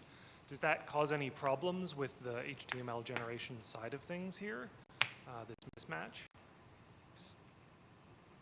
So currently, two things for that. First of all, we are running it with a depth-first search, and we are running everything run star. So everything is going to be relatively predictable in the sense that if we do membero, and that's the first conjunct that we evaluate, things are going to happen in that membero order because we're going to walk all the way to the bottom of the first membero, get an answer before we come up to the second one. If we want to control the order, like sorting a list on a page, there's another mechanism for that I didn't talk about that basically involves our miniKanren goals, except not just a view variable, but also a order logic variable. And we can bind the order logic variable to some ordering key, and then it will step out and do a different process where it sorts and inserts thing in the right way. So I'm not using the traditional interleaving search for what I presented here, but I think there's a lot of possibility offered by experimenting with that, in the form that if I wanted to implement something that was a not run star semantic, so I wanted it not to display every to-do item in my list, but I wanted to simply pick one satisfying interface template and build an interface out of that. So I have a more intelligent automatic interface concept, maybe, where the programmer isn't as directly in control of every specifying constraints and letting the system generate a satisfying interface. I think that would be a really interesting thing to explore, and for that we would probably want the interleaving search, but I think in most cases I can think of, we'd be wanting to do a run one there. So again, we'd kind of still be okay on the order, because either we're doing everything in a deterministic order with a control variable that we can tweak, or we'd be getting one thing which it doesn't have an order because it's only one thing. So if there's a use case in there for multiple things that are potentially infinite that were run to, I haven't thought of an interface that needs that yet, but that could pose a problem. Okay, thank you.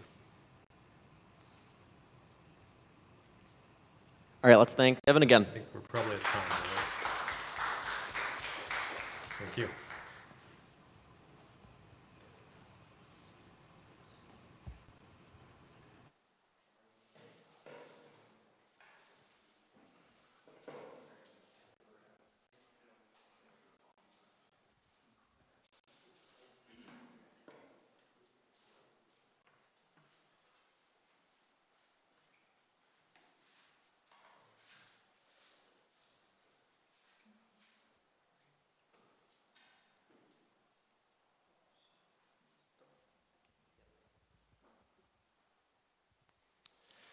All right. Now we've got Zhanggu talking about stable Kanren.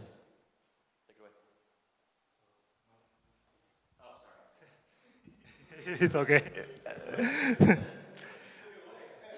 Yeah. All right. Good morning, everyone, and good morning to everyone watching from the U.S. East, New York, Boston, etc., and good night from Tokyo. My name is Xiangyu Guo. Today, I'm here to present our project on adding integrity constraints to stable Kanren to make it to answer this kind of to be or to not to be decisions. Okay, let's get started. So outline for today, first is introduction, like why do we need these kind of features? Second one is preliminary about to understand the integrity constraints. Third one is how we extending the stable Kanren. Fourth one shows the three useful examples about how to use this extended stable Kanren to serve to solve some problems and some conclusion and future works. All right, so let's get started. First is the introduction. Okay, we're from miniKanren to stable Kanren right now. So this is the standard miniKanren we all know about. It came with 4 operators: the unification equal, a flash to do the extension, combi to the disjunction, and the run to run the query. Okay, so the semantics of the miniKanren is the minimum model semantics. Then stable Kanren just extended the miniKanren with 2 more operators, defino and a nodal. Nodal basically doing the negation things. Defino is the new wrapper to wrap around the two go function into one. So the semantics behind this stable Kanren is stable model semantics. Okay, so just give you a very simple examples. It's Alice and Bob, these two famous computer science persons. Okay, they are planning on the business trip, maybe coming to the ICFP, but unfortunately, only one of them can travel, either Alice or Bob. So this kind of problem, we can encode it in stable Kanren as this program. So define no Alice. If Alice want to go, Bob cannot go, not all Bob. If Bob is going, not all Alice cannot go. All right? So to run the query, we can ask the question like, okay, can Bob go travels? Then stable Kanren will answer yes. Is underscore dot 0 is indicated success. Okay, it means okay, Bob can go. Then we ask another query like, can Alice and Bob go together? Stable Kanren says no, they cannot go together. All right. Now, give a small taste. Now we really want to figure out okay, what stable Kanren can do and what it cannot do. We will use a combination search problem as examples. Well, this is a very famous one. It's an n-queens problem. We try to solve it using stable Kanrens. All right. So here, what stable Kanren can do right now, it can do an explicit search approach. So from here, we can say queens.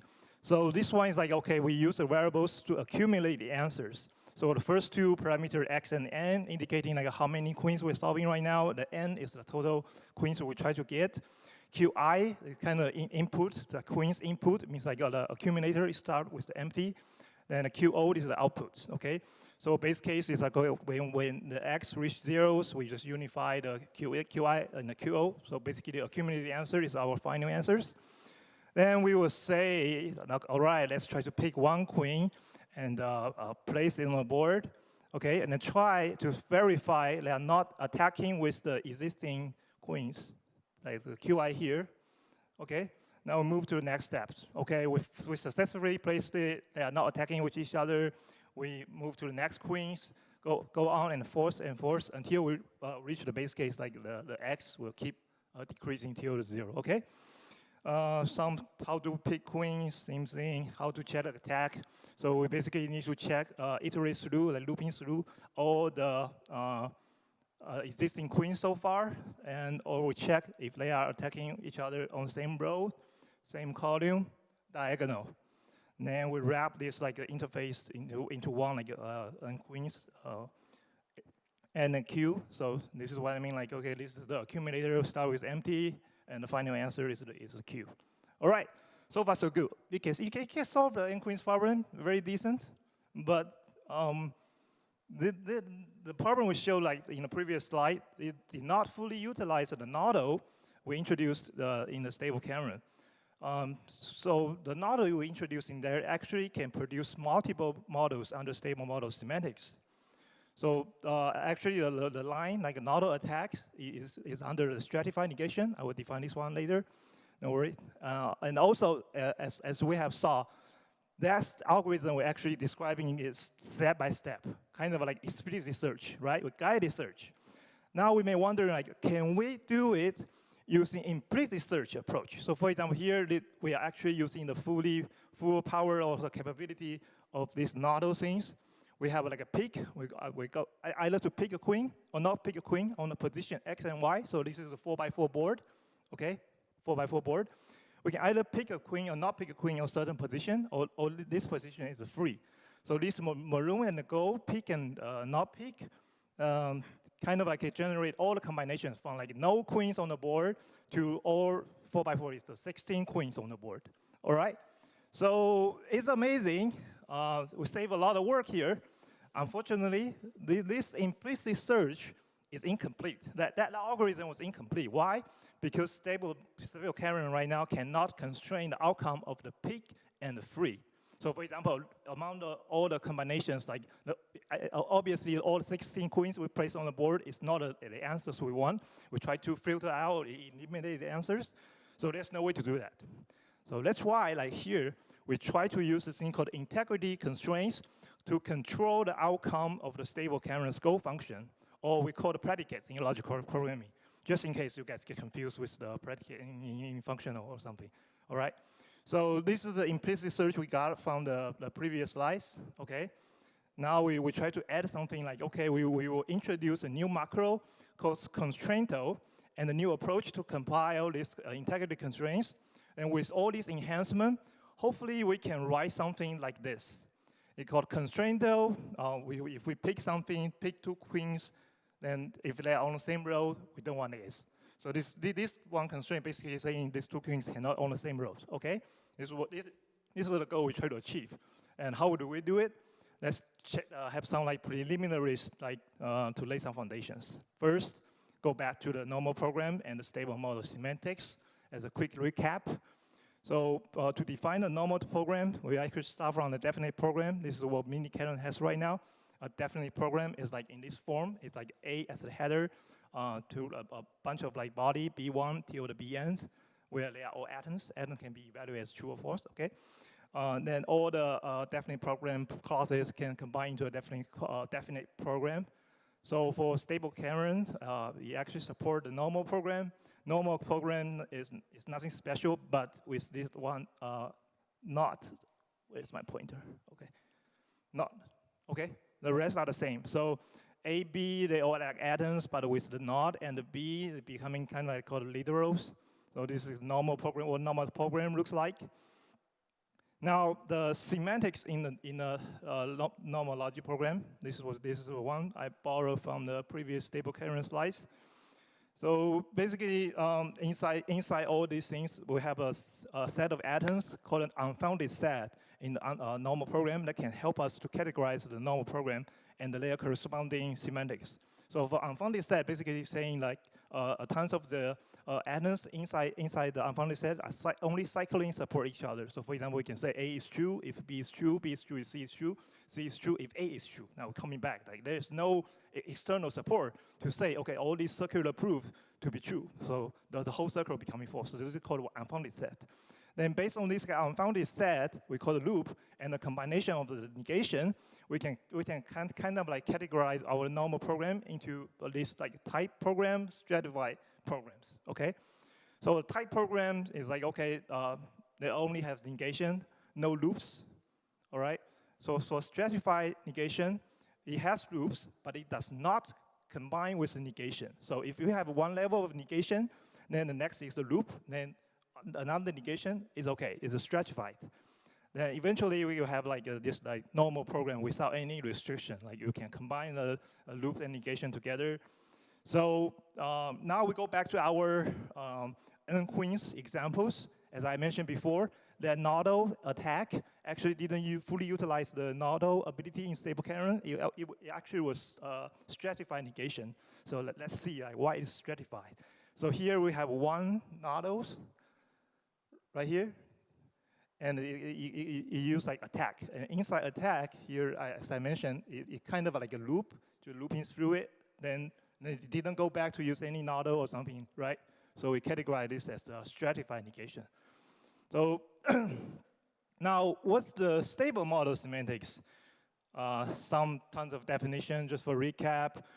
Stable model semantics, it basically create a propositional image, these steps, to eliminate all the variables in there, just kind of like grounding, turn the predicate logic into the propositional logic, then create tons of like readout program to see if the model create that readout program is actually the minimum model of that readout program. If it is, then it's a stable model. If they are not matching together, it is not a stable model. So using the Alice and the Bob examples, as examples, we can try to see how stable model semantics works. So first we convert it into the logic representation, so it will be easier to discuss, okay? So these two things are equivalent, just two different representations. And we can say, okay, right now, because they're already in the propositional form, so the propositional image actually is exactly the same as the original program, okay? There's nothing special here. It's still saying like, okay, not Bob, imply Alice, or not Alice imply Bob. So we try our first interpretation. It's like, okay, is Alice and Bob going together? So this is our first interpretation. Alice and Bob are supposed to be true. So to create this radar, we just replace these two in the propositional image as bottom. Why? Because in the model we're already saying they are true. So not true means false, right? It's a bottom. So the readout program we have here is like, okay, bottom imply Alice, bottom imply Bob. So the model of this readout program is empty set. So this M1 prime, it does not equal to the M1 we use here to create it. So this model is not a stable model of the original program, okay? Another example is, okay, how about we put a Bob here as one of the interpretation. So the readout program we create will be bottom imply Alice, and Alice, because Alice don't show up, it can be top imply Bob. So this is the readout program. Oops. This is the readout program will be looks like. So in this case, the minimum model of this readout program is Bob. So it's matched the M2 we use here. So it is one of the stable models. All right. So it's just one simple examples. Now we can finally define the integrity constraints. So integrity constraint actually is the special form of the normal program clauses. But one thing to notice here, this term constraint we use here is different from the constraint logic programming CLP. The constraint logic programming, the CLP, that constraint actually focus on the domain of the variables. So sometimes I will call it variable constraints. But the constraint here, in integrity constraint, actually focuses on the truth value of the predicates. So I prefer calling it predicate constraints, but the logic programming people say you must call it integrity constraints. Okay, anyway. So this is our normal programming, normal program defined definitions. So this is what the integrity constraint definition will look like. It almost exactly the same, except for the head. Instead of an atom here, it implies the bottom. Okay. So for integrity constraint, the head of the clause is bottom false instead of an atom. So this one means like, okay, integrity constraint here is the headless. So this headless thing is actually is some problem here in stable Karen we will try to resolve. I will mention why later. how this integrity constraint works is that, okay, the constraint is violated only if all body literals are evaluated as top. When the clauses body is evaluated as top, we got a formula that says the true imply false. So this logic statement basically does not help, right? True imply false. So we're saying, okay, all these literal cannot be true at the same time. So for example, not bn plus 1, this one cannot be true. So which means like bn plus 1 cannot be false. Okay, thank you. So this is one of the example of integrity constraint, like how we use it. So same thing, we converted the free and the pig, where we describe a 3x3 board, and we already know how to generating all the combinations. And we convert it to logic encoding. So this is in logic programming. This is what it looks like. Okay. The examples, I would just skip through it. Now, they have like two approaches to handling these like integrity constraints right now. We will try to see if anyone can work in stable Kanren. If it works, it simplifies our lives, but if it doesn't, we need to come up with our own solutions.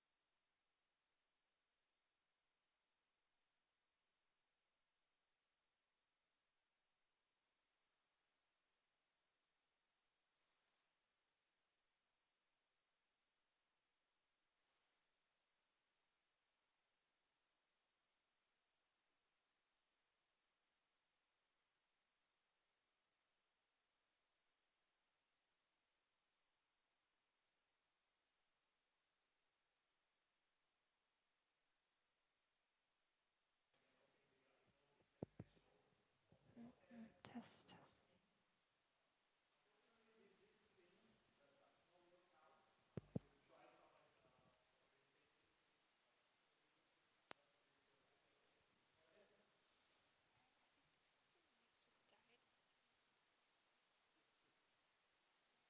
Much better?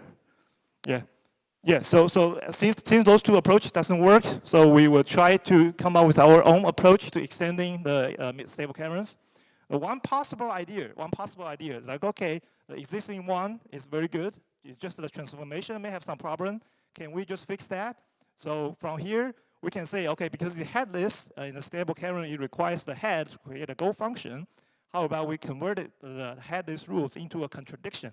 So here we bring the A back, but there's a not A at the bottom or at the tail. So this basically is the alternative integrity constraint. Is like we're using the head of A to create some kind of the odd negative loops.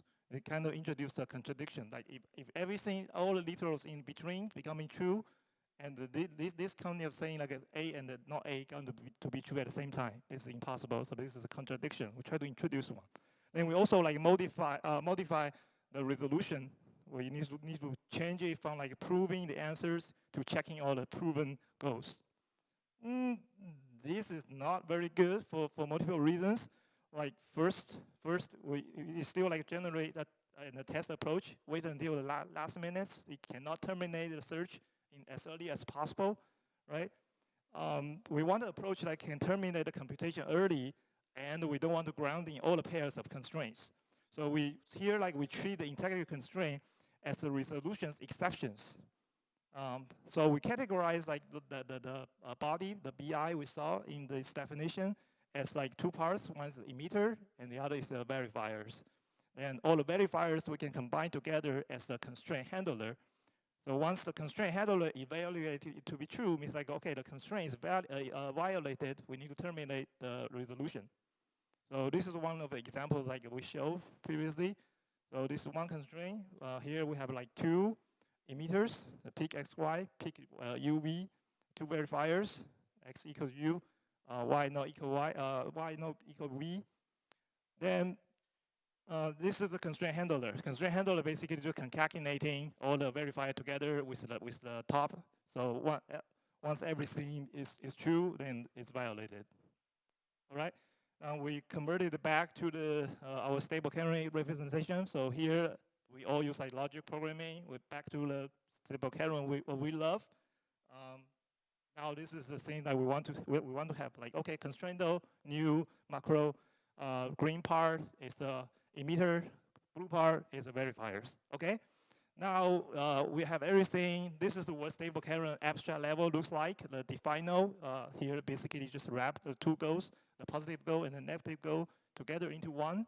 So the emitter actually need to emit some values to update those constraint handler, right? So we want to do some like constraint updater and constraint checking in this define nodes.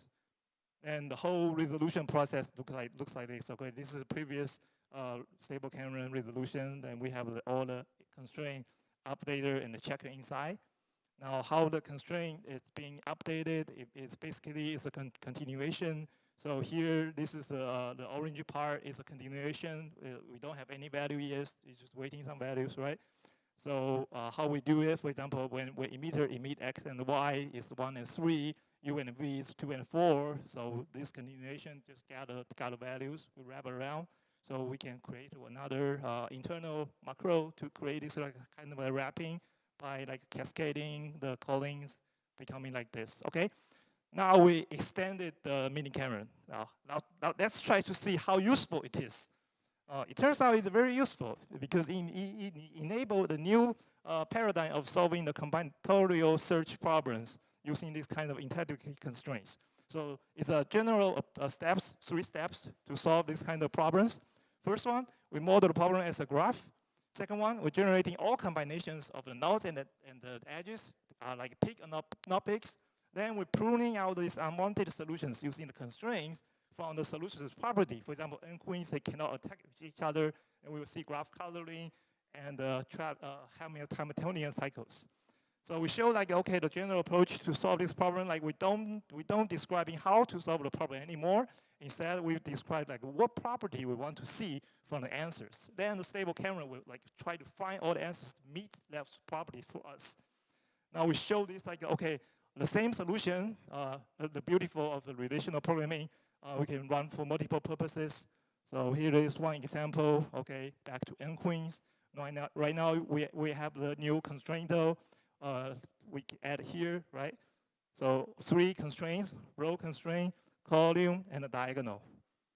Okay, then we also constrain the minimum queens because for the 8 by 8, for example, 8 by 8 queens chessboard, we can play like 4 queens on the board still be a valid solution. So we want to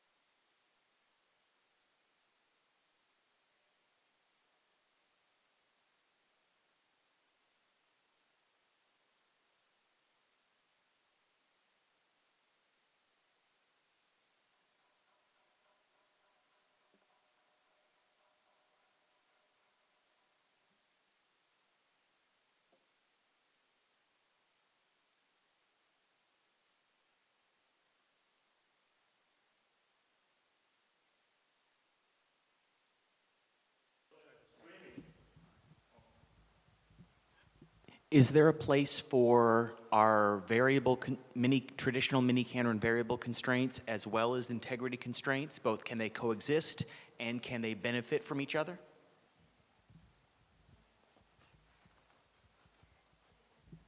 Yes, I think this question, logic programming community trying to solve. They have a paper calling like towards integrating CLP and ASP. It's towards because they still try to define the semantics for that. Because it's like a negation and greater than or equal to, need some negation. But if you don't want these two parts, like two programs, to mix together, you want to have an integrity constraint and your inequality constraint separated. It should be done easily because right now they are not interactive. But if you want to say, okay, not x greater than or equal to 5, now we probably need some semantics, the proper semantics for that situations. Yeah. Thank you. All right, maybe one last question. All right. So I guess your solution, you have to split these things into emitters and checkers. Can you always do that? Does everything always decompose that way?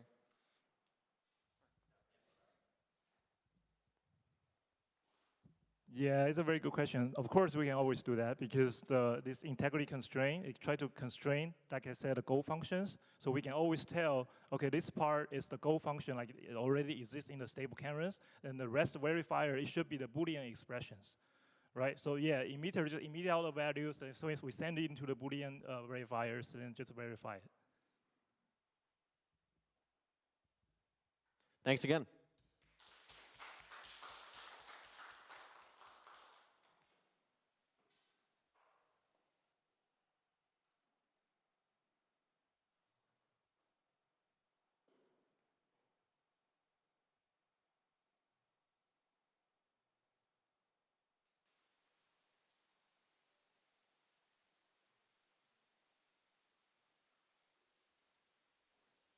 All right, next up, we've got Bryson talking about miniKanren division. Thank you. So, yes, that's right. We're going to be looking about 6 ways to implement divisibility by 3 in miniKanren. This is written alongside with Jason Heeman, my professor who's here with us, and Brett Schreiber. He couldn't make it, but he's an independent researcher based in Philadelphia. So let's begin. So a few things I want to cover in this talk is what's the difference between the mathematical relation and its corresponding DEFRA, looking at exactly how you can implement a relation and how doing it different ways affects both its performance and its answer set. We're going to do this through looking at divisibility mod 3 as our case study, and at the end we'll get into some benchmarks and metrics about our relations. So to begin, we're going to be using Oleg numerals throughout this talk. I'm sure many of you are familiar with it, but they're just the little list-based, little Indian binary numerals, little Indian meaning the least significant bit comes first, so you start with 1, 2, 4, 6, and 1, 2, 4, 8, and so on. And this idea comes from a paper by Oleg Kislov and others. So we'll do a little quiz here. Can anybody here tell me what this Oleg numeral is in base 10?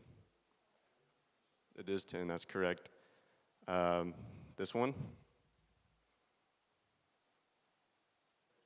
13, yes.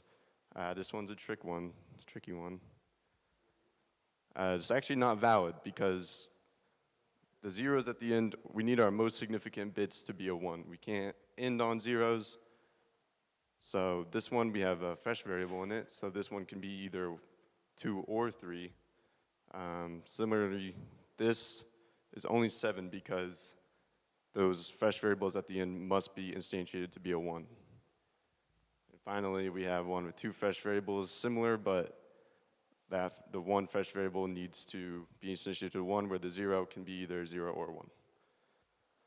So throughout this, we're going to be using some implicit typing of these Oleg numerals. So we're going to represent partially instantiated terms in their reified forms. So we're going to assert that these terms are implicitly constrained to be Oleg numerals. So essentially what that means is our solution sets are going to be a proper subset of the sequence of terms as synthesized by the oligo predicate, which we will get into soon. So before we do that, we're going to have our poso predicate, which asserts that a solution is a positive Oleg numeral. So with our implicit typing constraints, this means that the cdr and the cdr will be zeros and ones entirely. So if we weren't using these implicit typing constraints, then perhaps Pero would be a better name. So this is just the difference between the two. So Pero accepts things like dog cat, or cat dog, miniKanren at ICSP, and it also contains the set of Oleg numerals. But we are going to be focusing on just the Oleg numerals here. So here's our Olego definition.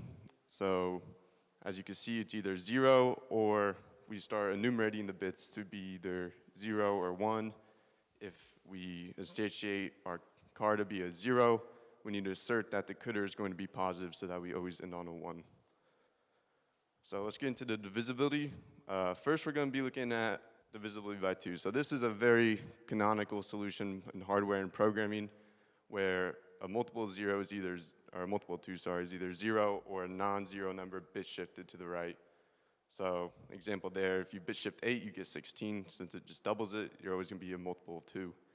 And this div2 relation expresses that. We have the two Condi clauses where it's either 0 or our car is 0 and a non-zero or a poso as the cdr.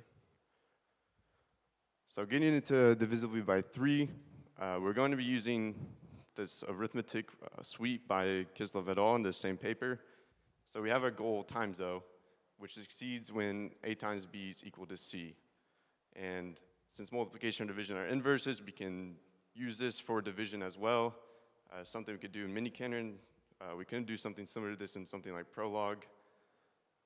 And so if we hard code A or B as 3 in Oleg numerals, then we know C will be divisible by 3. So that's what this looks like. We just declare a fresh variable. So anything times 3 is equal to a multiple of 3. And similarly, we can use the plus relation using recursive definitions, since a multiple of 3 is either 0 or 3 more than a multiple of 3. So similarly, the plus O relation succeeds when A plus B is equal to C. And here's that. We have the base case where n is the empty list or 0, and we declare a fresh variable. And similarly, we have something plus 3 is equal to n. We assert n here to be positive. It slightly boosts performance, not by very much, but enough to be worth putting in there. And then we just recur on that relation. So we're going to be looking at some divisibility tricks before we get into some further relations.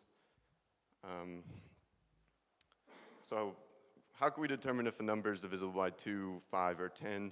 I'm sure you all know very simple tricks. If a number ends in a number divisible by 2, so 52 ends in a 2, then it's divisible by 2. Similarly with 5, it either ends in a 0 or 5. 30, it ends in a 0, or with 10, it ends in a 0.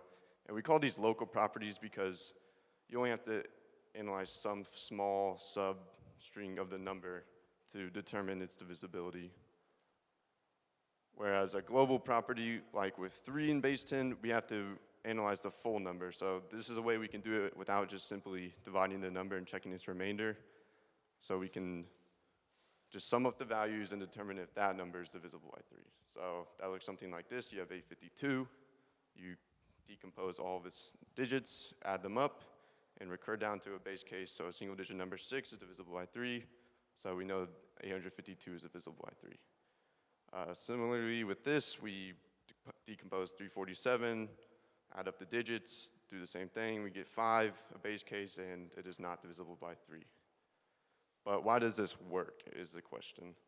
So hopefully we're going to get some modular arithmetic so we have some intuition for the upcoming relations. So base 10, we're looking at the place values for base 10 numbers. So we have 10 to the 0, 10 to the 1, 10 squared, etc. And what we're going to do is map n mod 3 times n over each of these place values, where n is the value at the placeholder and m is the multiplier. So once we do that, we get 1n, 1n, 1m forever to infinity, or just m.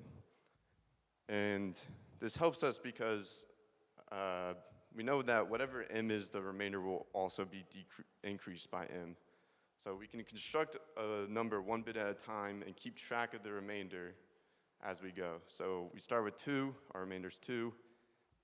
25, we add 5 to our remainder, then we can divide it by 3, take the remainder 1, and do that with 8, and we end up with 0, so we know 258 is divisible by 3. So doing this with our binary place values is similar, but it's not exactly, doesn't repeat at every single digit. It repeats every 2 digits. So this can tell us how to transition between states. It might be a little more complex, but we can still do it. So at our evenly indexed bits, if there's a 0, the remainder increases by 0. If it's a 1, it increases by 1. And at our oddly indexed bits, a 0 increases the remainder by 0, and a 1 increases the remainder by 2. So when you have something like this, you can, 2 bits at a time, you can easily determine how it's going to impact the remainder as you build your number. But this also leads us to show that a binary number is divisible by 3 if and only if the sum of its bits at the even indices minus the sum of the bits at its odd indices is divisible by 3. So I think it's pretty clear to see when they're exactly the same that they'll all cancel out. So when you have, say, 1, 1, those two would cancel out, plus 3, mod 3 is 0. And then if you have, for the even place values, the 1, if you have 3 more, then that's also plus 3, so still divisible by 3. At the odd indices, you have plus 2 times 3, it's 6, so divisible by 3. So using that, we can create some deterministic finite automaton, beginning with a 1-bit DFA. So we enter into what we'll call the accepting state Q1. A 0 will just loop back because 0 has no impact on the remainder at all. And we'll have 2 other states. Each of these represent when the number is not divisible by 3. We don't necessarily need to know whether we're at an even or odd index because we'll essentially just bounce back and forth between the 2. So it doesn't really matter because, and so we'll let Q2 be the state where you transition out of the accepting state with a 1, and you would go back with a 1 because those 2 cancel each other out. And similarly, Q2 to Q3 is that bouncing back and forth where we don't actually need to keep track of the parity of the index we're at. And that sort of leaves this 1 to loop back onto Q3. So here's what that looks like in code. So we have our base case, which is the empty list, and we'll accept that when we are in the accepting state. If not, we'll go through and instantiate the car to be either 0 or 1. If it's 0, we have to make sure the coder is positive by throwing that positive D in there. And we have all of our state transitions in there that correspond to that DFA. And then also the wrapper function begins in the accepting state because 0 is divisible by 3. And here's what that output looks like. Pretty standard, it works, it's nice. It's very simple, but all the solutions are fully ground. So we can definitely do better than this. So here's what 2 bits at a time would look like. It's a little more complicated, but if you notice, we have the same state transitions back to being the 1, 1, and 0, 0 because those 2 bits cancel out. So what we can actually do here is not instantiate those 2 terms, and we can just stay at the same state. So that's what that orange line is doing. This plus 1 mod 3 is a simple just pattern matching relation to help us transition between states. And yeah, there's a wrapper as well. So here's what this output looks like. As you can see, we have fresh variables in our output, and what that means is our terms are representing more than one number, but all those numbers are divisible by 3. And so we can get into benchmarking. An obvious benchmark would be speed. So from this graph, you can see the multiplication relations are the slowest. The other ones look very similar, but we have these jumps here at powers of 2. So you can see around 1,000, that'd be like 1,024. You see a big spike. Near 500, you have 512. There's a big spike, similar to 256, and so on. So we could basically discard these multiplication relations because they're just slow, but that's partially due to the fact that they're a general relation. They can actually implement any divisibility within.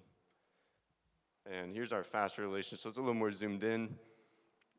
From this, we can see that the plus relations are slow. I mean, they didn't look too slow compared to the times though, but they're a lot slower than our DFA approaches, which hover around 0 milliseconds.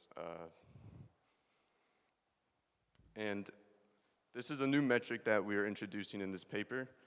We call it reach. It's how many ground solutions are subsumed by the first I members of the solution sequence.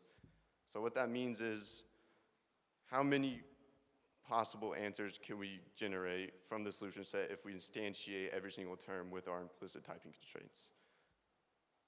And so a relation's reach is evidence of its freshness. If we have a relation that has superlinear reach, meaning it's the number of answers it represents is greater than the amount of answers you requested with your run, then it necessarily has these reified variables in it. And here's what that graph looks like. So our div3o even out relation that keeps bits fresh, its answer set goes a lot faster, like orders of magnitude faster than the DFA approach, which leads us to implement as the canonical implementation for this case study.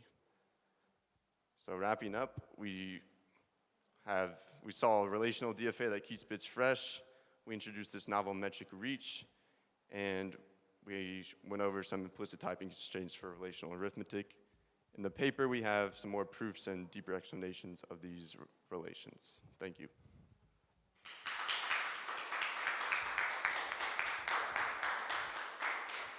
Thanks, Bryson. All right, any questions? All right, I've got one. Have you looked at what this might look like for other numbers where you don't have a local constraint? So for example, I can't think of one for 7. Have you looked at any other numbers? We have, so you could do the modular arithmetic on each number, and there exist patterns, but it's impossible really to determine how long they'll be or what they'll be without doing that. So we've looked into macrotizing this and making a macro for a complete divisibility suite, but it's just hard because you have to determine that every time, and your Kandi branches would go very fast because 3 only had 2, the pattern repeated at every 2, 7 repeats at 3, but something like 15 might repeat at 7 bits, and you have 2 to the 7 Kandi branches, which gets pretty hectic pretty fast. Any other questions?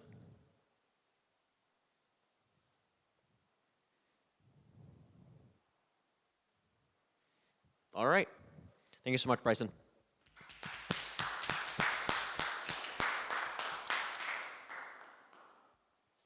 All right, I think break.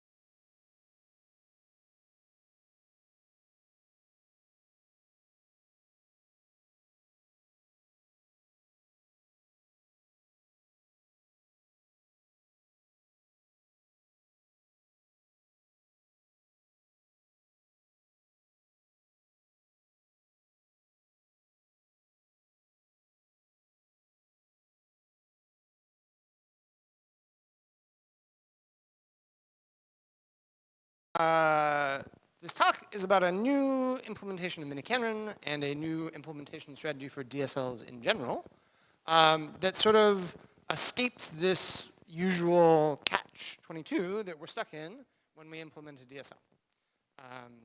So we can either use one of sort of these two implementation strategies. We can use a shallow embedding or conventional macros, which are sort of the compile time equivalent of a shallow embedding.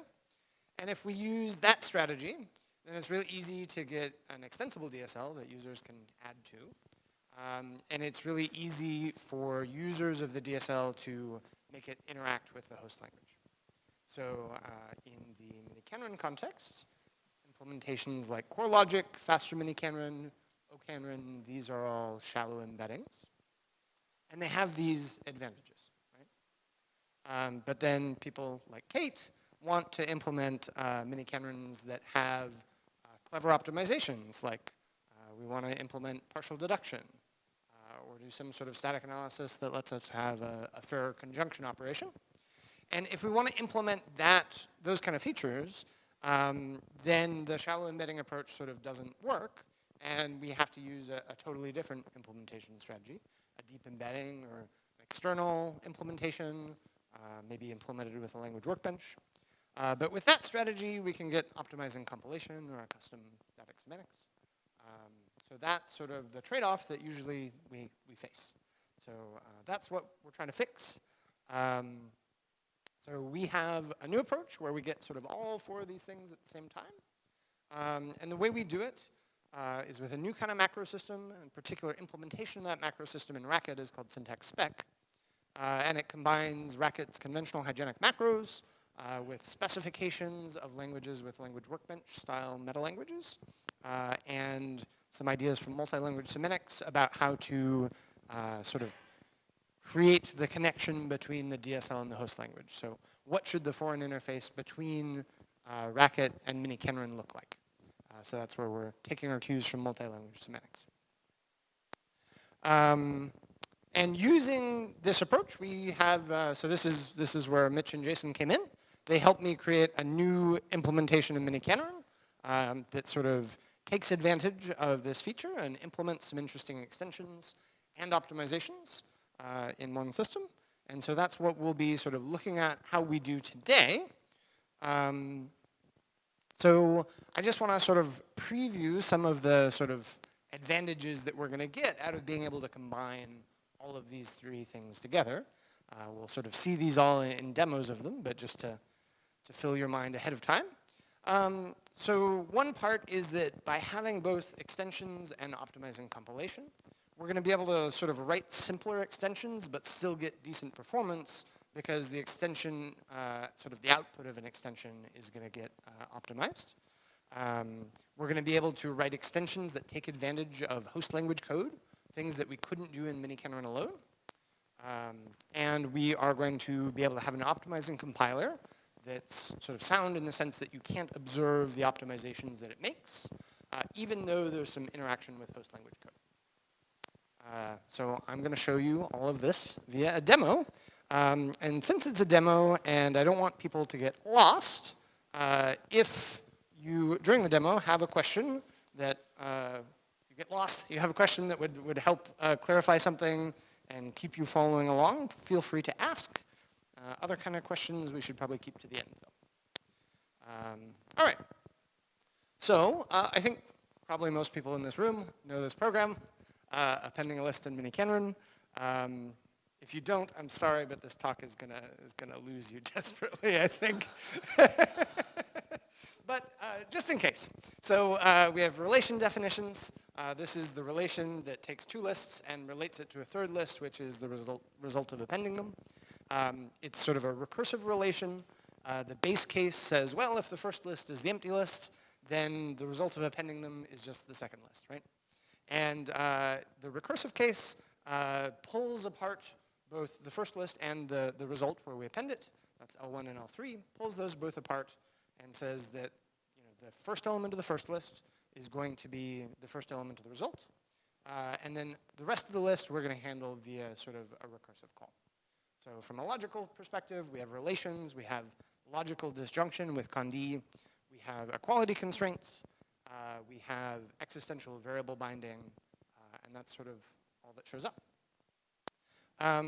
So in order to implement this using our approach, what we're actually going to start by implementing is sort of a smaller core language.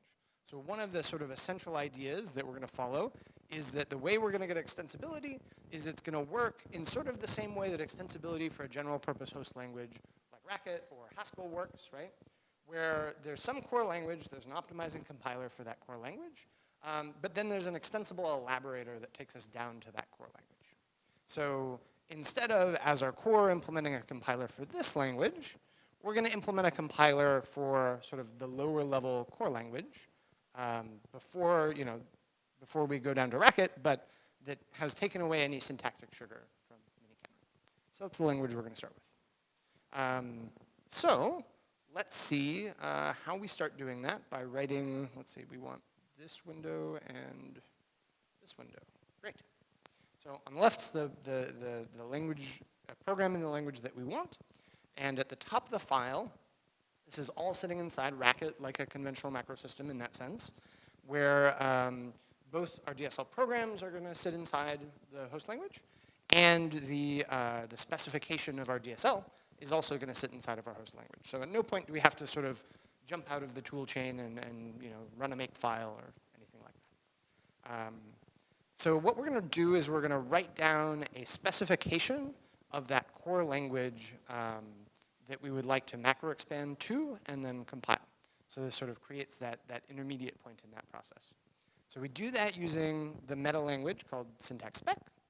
And the essential, sort of most essential part of that is just writing down a grammar for the DSL. So we're going to have a couple of grammar non-terminals. We're going to have productions in those grammar non-terminals. So in miniKanren, the important things are we're going to have goals, succeed, fail, equality, that kind of thing. And we're going to have terms. So terms are going to be the expressions for constructing the values that we're going to work with. And you can see that sort of every sub-expression that we have, we indicate which non-terminal we're going to use to parse that sub-expression of each production.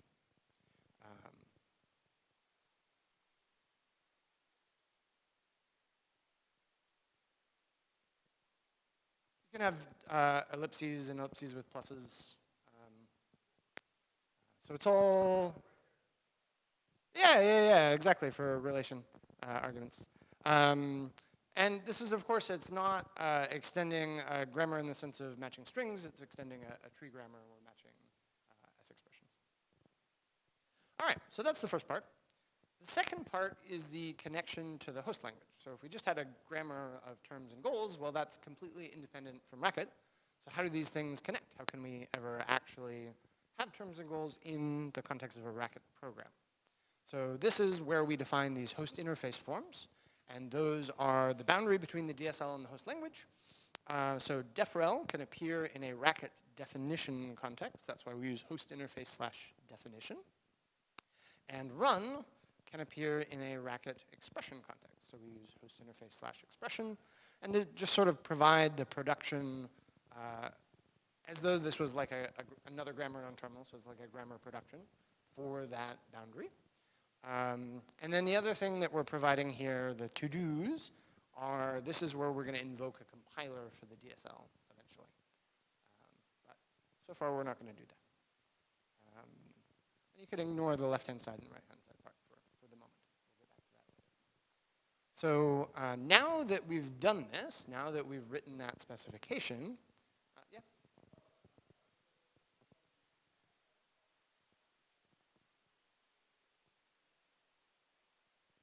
when you want mutual recursion, the things that mutually recur have to be in the same block.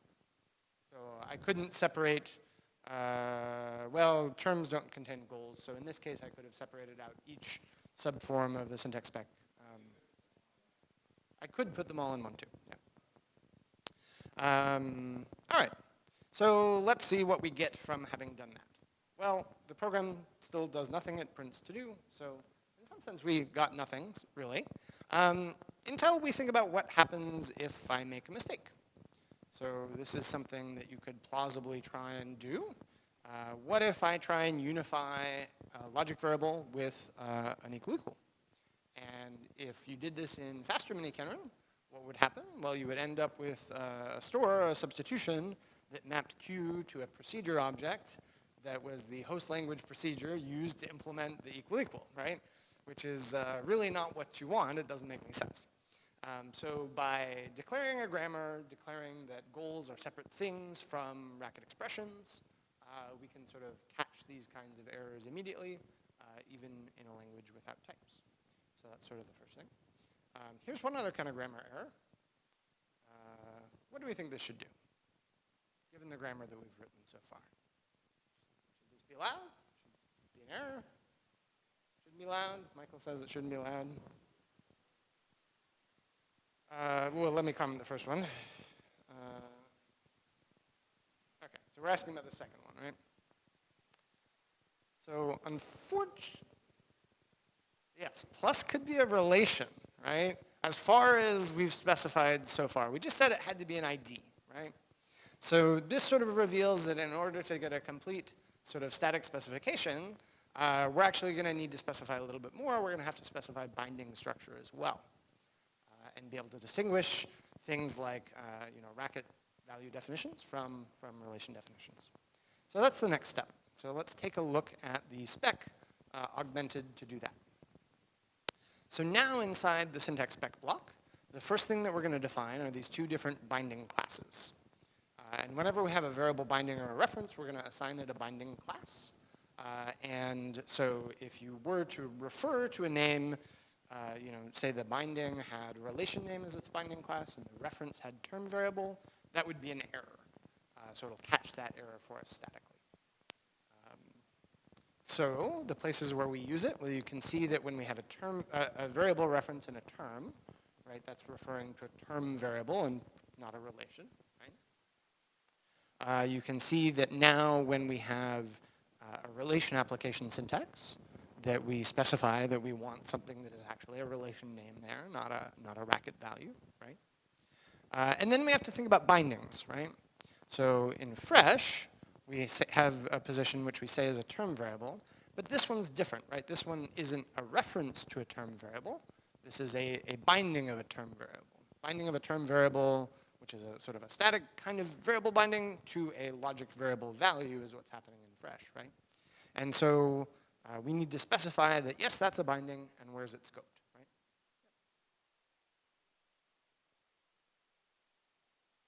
Of what? That's binding class.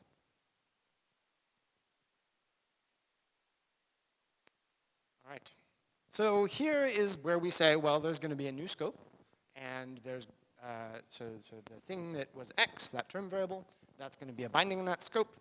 And then the body of the fresh, the B, is going to be visible within that scope, so it'll be able to see the binding. And so if you think about scope as a tree or a scope graph, then you can sort of think of these binding rules as templates for a fragment of a scope graph that sort of gets put together. Let's see. So host interface forms also need binding rules. So the binding rule for run looks very much like the binding rule for fresh. We are binding the query variable to be in scope in the body of the query. And there's a part of the binding rule for relation definition that also looks very similar, where we're binding the relation arguments to be in scope in the relation body. But then there's this other piece. There's how do we do the binding for the relation name? So the relation name is a little bit different because the area that we want the relation name to be in scope for is the surrounding context of wherever the relation definition is, right? If it's in a racket module, then we want the relation name to be visible throughout the racket module. If it's in like a block, we want it to be visible there. So that's what this sort of export binding rule lets us say. And then the last change that I've made here, and this is just going to be sort of to illustrate something, is that now I have put in a compilation rule for each of these interface macros. But it's a trivial compilation rule. It's just going to quote the syntax and pretty print it so that we can see what it looks like. We haven't actually compiled it yet. So let's see what we can do now that we've added those rules. So this is the version that refers to that spec. And the first thing sort of to notice is that we can hover over variables, and Dr. Racket understands that binding structure now, which it did not previously. That wouldn't have worked before. We should be able to run an example like that one that we tried before and see that it's an error. We get the complaint that plus is not bound as a relation name. Turns out that it's bound as another kind of thing. But and then sort of the last thing that I want to show you is, and this is why I wanted to print the syntax out. So right now, if we just sort of look at the last line here, what happens when we print, this is sort of the code that our DSL compiler is going to receive when that run gets expanded and compiled. And just the thing that I want you to notice is that in this program we had two x's, two bindings of x. And in the program that the compiler receives, those are distinguished. So there's one numbered x12 and one numbered x13, right? And we can see that the reference is known to refer to x13. So at this point, having the binding information has allowed syntax spec to alpha rename the program for us so that we can be sure that our compiler is gonna sort of do the right thing without having to think quite so hard about scope. Now there are cases, Michael's probably thinking about it, right? If you write an inliner for your compiler, you duplicate syntax or something like that, right? You're still gonna have to do some work to make sure that there's hygiene in your compiler at that point, right? But this is a starting point.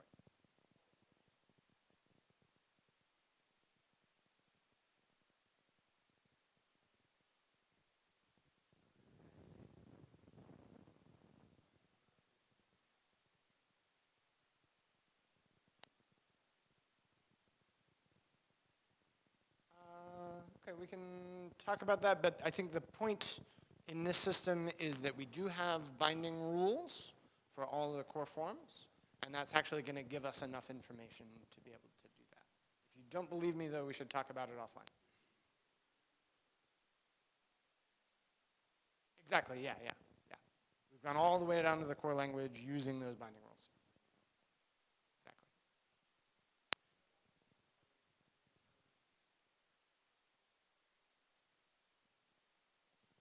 All right, so this is actually just for the demo. In the real system, there's a little flag that I turned on down here to show variable numbers, right? But the real representation here is, of course, a syntax object in Racket that has lots of different parts, including a source location and the original identifier, and enough scopes to make sure that these things are unique. So. All right, so that was the binding part. So the next thing is we'd like to have our nice syntax back. We wanted to write this syntax, not this nastier syntax, right? So let's get that back now. So here's how we add that to the syntax spec. So we had binding classes. Now we have extension classes. So extension classes are sort of categories of different kinds of macros. So we have term macros, we have goal macros. You can't use a term macro where a goal of macro is expected. You'll get a nice error if you try. And in the grammar, we then just say, well, where is each type of macro allowed? So fairly straightforward, I think. And this is sort of all we had to do to take our language that was not macro extensible and now make it macro extensible. So now we can define macros effectively using Racket's standard macro system on top of this DSL. So let's take a look at an example of such a macro. Condi, for example. So condi expands to a disjunction with a sequence of conjunctions inside for each clause in the condi. And this is really just implemented with traditional syntax rules. You could use syntax parse or any of Racket's other pattern matching and templating languages. It's just a syntax to syntax transformer, the usual Racket sense. The only thing that's a little funny is we define it with define DSL syntax instead of define syntax. And that just lets us specify what kind of macro it is. So once we've defined a bunch of macros like that, I remember there's one more thing that I wanted to show you here. One more point that I wanted to make is that some of these macros that we define could be over things that have binding structure, right? So we define a version of run that accepts as many query variables as you want, right? And that desugars to a run with a fresh inside it that binds those query variables, right? And so we're desugaring to DSL syntax, right? And so we want to make sure that this is a hygienic macro expansion. And the other thing to note, though, is that for the core language, we had to write down binding rules, right? So when we defined the core fresh, we had to write down a binding rule. But when we write down the macro that expands down to it, just like when you write a macro that expands down to core racket, you don't have to write a binding rule. So we figure that out through scheme-style macro hygiene that's been lifted to our DSL syntax. So let's take a look at what that lets us do. So here's the surface syntax program. It's now using that version of the syntax spec. And if I run it, it's set up again to show the syntax that comes into the DSL compiler. And what we'll see is that the desugared version comes into the DSL compiler. And so this is sort of the important point in reconciling extensibility with optimizing compilation, is that you can have extensions, but by the time they get down to your DSL compiler, they'll have been desugared away. And so your compiler knows that it only has to deal with the core syntax that it's been designed for. All right. So this one's irrelevant. And OK. So the next step, obviously, is it would be nice if we had an actual implementation that compiled the syntax, right?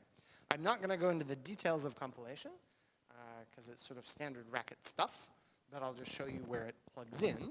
So here, what I'm going to do is I'm going to require this compiler file, and that's just full of conventional racket stuff for the moment. And then I'm going to invoke that in the host interface forms. So it's simplest to start with host interface forms that are expressions. So we're just going to end up invoking a sort of a conventional racket macro called compile run. It could also just be a compile time function. You could have a compile time function that composes a bunch of other compile time functions for different passes, right? You could have a nanopass compiler. You could convert your syntax to the nanopass framework if you wanted. You can use whatever racket you want for the backend compiler of these, is the point here. Right.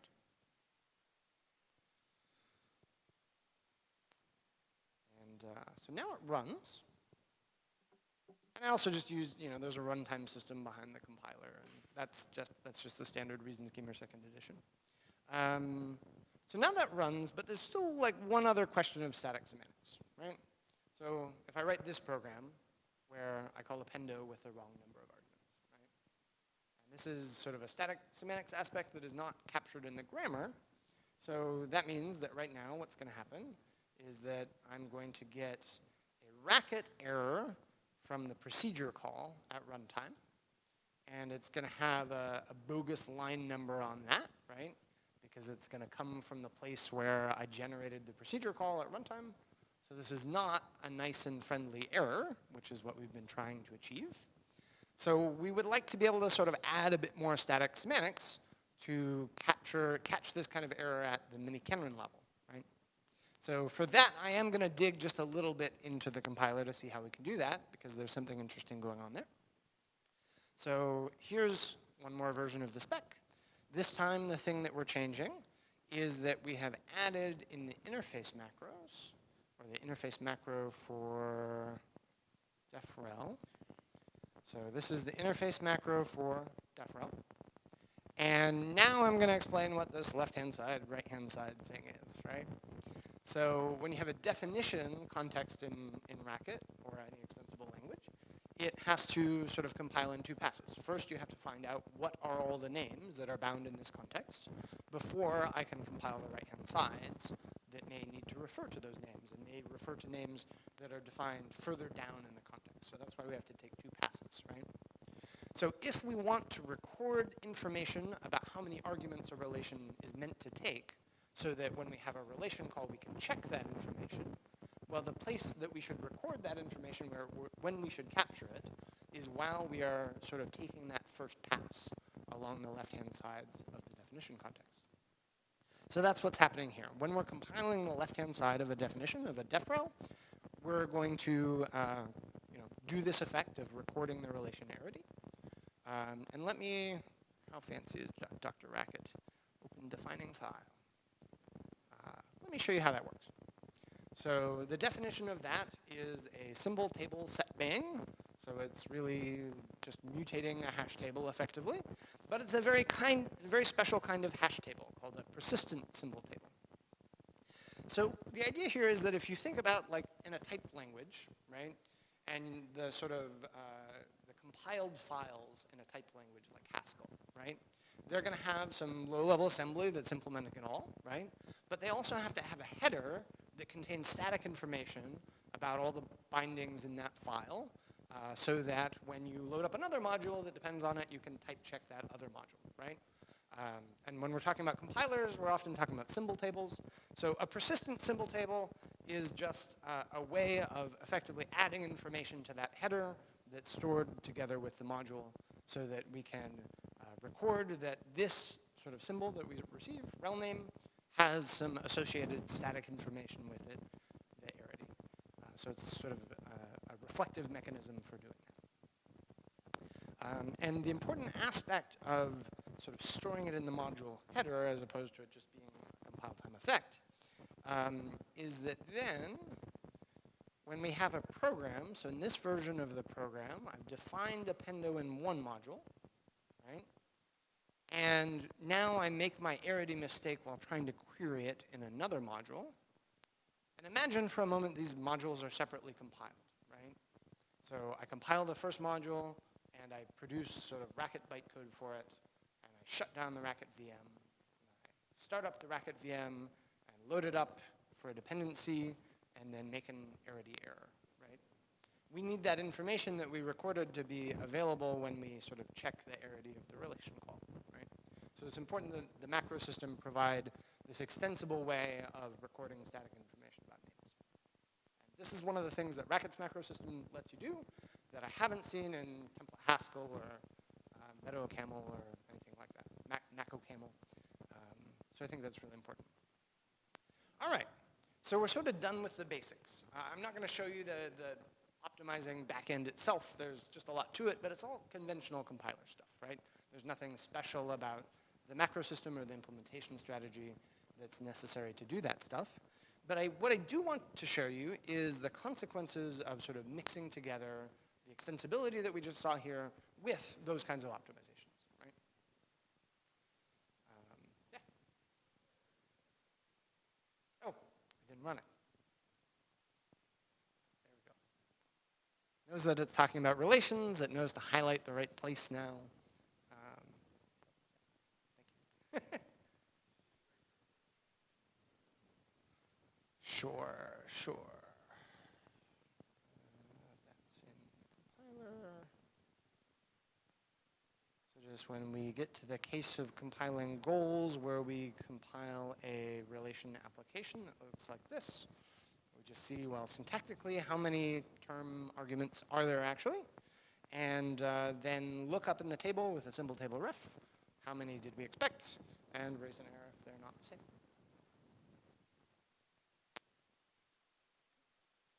Other questions? Cool. All right. Okay. So now we can start doing fun things that combine these. So here's our appendo relation. But maybe we don't like being quite so verbose, and we'd really prefer that we had a pattern matching extension. So here's a pattern matching version of this using the matchy pattern matching extension to miniKanren, which is just a macro, and it's ideally that macro would desugar to something very much like what we wrote by hand, ideally, right? But let's see what it actually desugars to. Is it the ideal thing that we would have written by hand? So we can find that out by using this little tool where we can say print the relation code of appendo/m, that's the matchy version of appendo, and it'll show us what it expanded to. So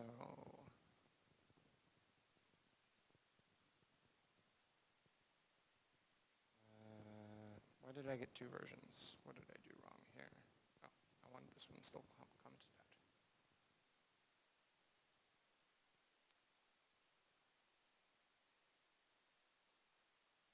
Alrighty. So here's the pattern matching version, and here is the code that it expands to. So I want to call out that there are some things here that are not in the other version, right? So the way the pattern matcher sort of desugars is it says, well, there's a list of arguments, right? There's a list of arguments to be matched on, right? And the simplest way to match is just to unify, right? So the simplest way to write the pattern matching extension is to shove all these arguments into a list and then unify each set of patterns with that same list. So here's the variable for the list, matchargs. Here's where we shove L1, L2, and L3 into that list. And then in each disjunction branch, the first thing, the first conjunct of the branch, is going to be a unification that looks very much like the pattern, right, with that list. So here's the unification for the pattern in the second case, right?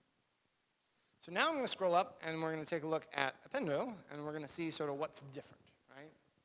So Appendo doesn't have this matchargs thing at all, right? The handwritten version. And in the first branch, it directly unifies with L1, the empty list, and L2 and L3 together. And that's something that only happens indirectly here in the macro expansion, right? So unfortunately, that's going to be less efficient if that was the end of the story, because we're allocating extra variables, extra lists, putting more things in the substitution, doing more indirections in our unification solving. So maybe the story of extensibility isn't so good. But fortunately, we're in a language that has an optimizing compiler. And one of the things the optimizing compiler does is constant propagation and dead code elimination. So it will at least partially be able to fix this program back up for us. So that's what I'm going to print next, is the version of this relation after constant propagation and dead code elimination. And I'm going to sort of keep both versions on the screen here, assuming my screen is big enough. Smaller so that it does fit. So we can see that in the second version, there's no more matchargs. Matchargs has been removed, right? And this unification, matchargs is gone. And now in the first disjunction clause, instead of a unification that goes indirectly connects via matchargs to L1, L2, and L3, we directly have unifications with L1, L2, and L3. So what happened is that constant propagation saw that, okay, well, when I'm unifying with matchargs is always the list L1, L2, L3. So let's just sort of inline that, right? And then simplify these unifications. And then after we've done all that, there's no more uses of matchargs. And so it's dead code, and we can remove it. So you will notice, however, that there are some things like fresh nil, right, that aren't in the handwritten code that it would have been nice if we could have removed them. And sort of the problem here right now is that our goal with hosted miniKanren was to have something that was a drop-in replacement for faster miniKanren. And in miniKanren, like, it's sort of not defined what answers come back, but it matters when you're writing the tests, right? For lots of applications. So if we do things like drop a fresh in faster miniKanren, that changes the search order, because that's one of the things where those inner leaves go in the search order. So that's kind of unfortunate that right now our constant propagation and our dead code elimination, because of that goal, is so constrained, right? But I intend to eventually add a mode to the compiler where you say, yeah, I don't care about the search order. Make it faster. Right? Though there's another problem that you can't, changing the search order in any way in miniKanren, if you're doing a run one query, say for program synthesis, right? Any perturbation on the search order could, in theory, make things worse, right?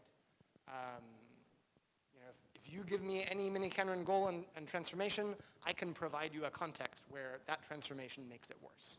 So that's a consequence of the miniKanren search. Anyway, so that's the example with matchy.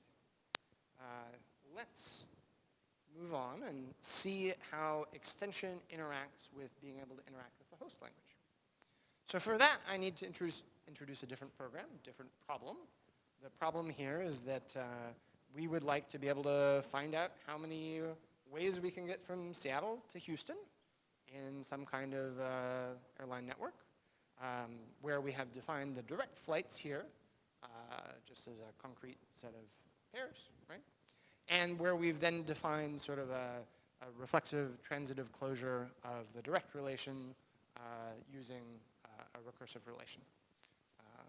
The details of route kind of don't matter, so I'm going to hide that so you stop thinking about that. But this is the problem that we want to solve, right? But in the real world, there aren't only 6 flights operated by any airline. So really, for the direct relation, we don't want to hard code this, right? We want to talk to a web service or maybe download from a web service into a local database, something like that. And then we can use miniKanren to do what miniKanren's good at, defining the route relation on top of that. So by having a foreign interface, we can do that. So in this version of the code, the route relation is exactly the same as it was. What we're interested in is the definition of the direct relation, right? And in this case, what we want to do is we want to download, say, a CSV of flights data from a web service somewhere. And then we want to store it, say, in SQLite in a database. And then, you know, because there could be thousands upon thousands of rows, we want to sort of query efficiently into that database. So create flights table is going to return a database connection of some sort. And then we want to be able to write the direct flight relation by doing a database query. So to do that, we have to sort of escape out of miniKanren and into Racket. And in this sort of multi-language style, we have to do that explicitly. So in faster miniKanren, say, you can just put Racket in the middle of something. As long as you implement the right interface, you know how to do the lambda state thing. But here we're going to have to be explicit about it. So we're going to say goal from expression because we're in a context where we need a goal, but we would like to write a Racket expression to provide it. So this name is sort of inspired by Matthews-Findler multi-language semantics and the way they structure multi-language semantics. So in this particular case, what we want to do is we want to do our database query. It's going to take our connection, and then it's going to take the values that are known about the logic variables A and B. Now, they might be logic variables, and our query has to know how to deal with the fact that, okay, maybe there's a value that we can't use as a filter, as a where clause in our select, right? So query flight rows has to be a little bit intelligent there. But we want to give it sort of whatever value we do know. And so that's where we have to sort of take a miniKanren term and obtain a Racket value that has as much information as is currently available. So if you know a miniKanren implementation, we walk it in the store to find the current value. But one more thing we want to do is we want to make sure that this interaction doesn't sort of create some problem by which the Racket code can observe optimizations that might have happened, or can do something with the runtime data that would make the compiler's understanding of the semantics incorrect. So an example of this is that conventionally in faster miniKanren, a logic variable is just a vector, and sometimes that vector has a mutable cell in it to sort of keep an optimized version of the current value of the logic variable, right? And so if we just expose that vector to Racket, then this code could access a logic variable and mutate it, right? And we could do something that would totally break the semantics of miniKanren and mean that our compiler its optimizations are unsound now, right? So instead, when we say expression from term and a value crosses this boundary from miniKanren to Racket, what we're going to do is, if it's things like cons, pairs, or numbers, and the values are known, those translate to Racket cons, pairs, and numbers. Those are fine. But for logic variables, we're going to wrap them in an opaque structure that you can't look inside and you can't manipulate. And then when they go out the other end, when we go from Racket back into miniKanren, we're going to unwrap those opaque structures again. And the reason why we do that in the first place, instead of just always having an opaque structure around everything, right, is that we want to avoid having to have values in miniKanren, in the miniKanren runtime, be wrapped, because that would make things slower, right? So we want to be able to have those sort of unwrapped representations when we know we're doing safe things, but wrap them up when we cross the boundary into miniKanren. So that's what having the explicit boundaries is going to let us do. However, it turns out that we can infer when we need to write an expression from term. So I don't actually have to write expression from term A. I can just write A, but understand that because we're in a situation where A was bound as a term variable over here, and we're referring to it as a racket variable, the macro system is going to do something special for us, and it's going to say, okay, I'm going to wrap it in an expression from term for you, and we'll get that boundary protection behavior that we want. All right, so we write our query, we get some rows. Oh, yeah.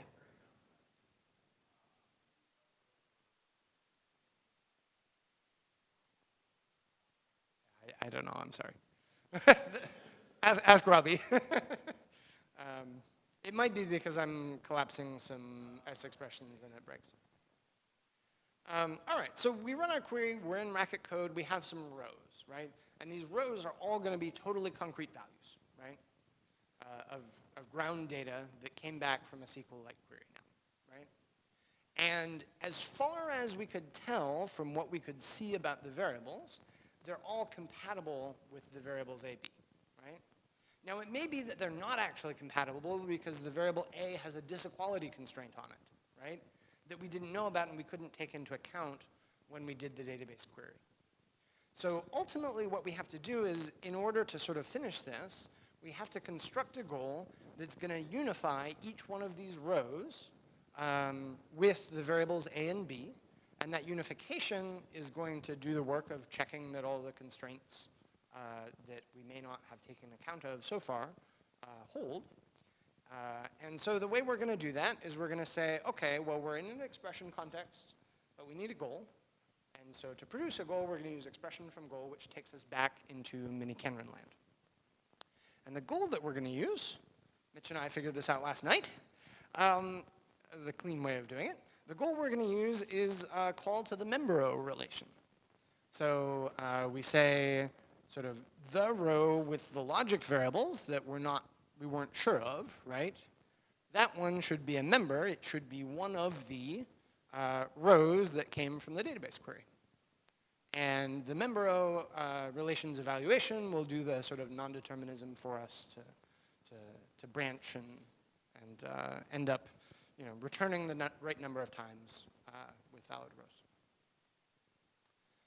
So definition of member row is here. It's just a totally standard miniKanren relation. And I believe all this should run. I'm not connected to the internet, so it doesn't run. I'm sorry.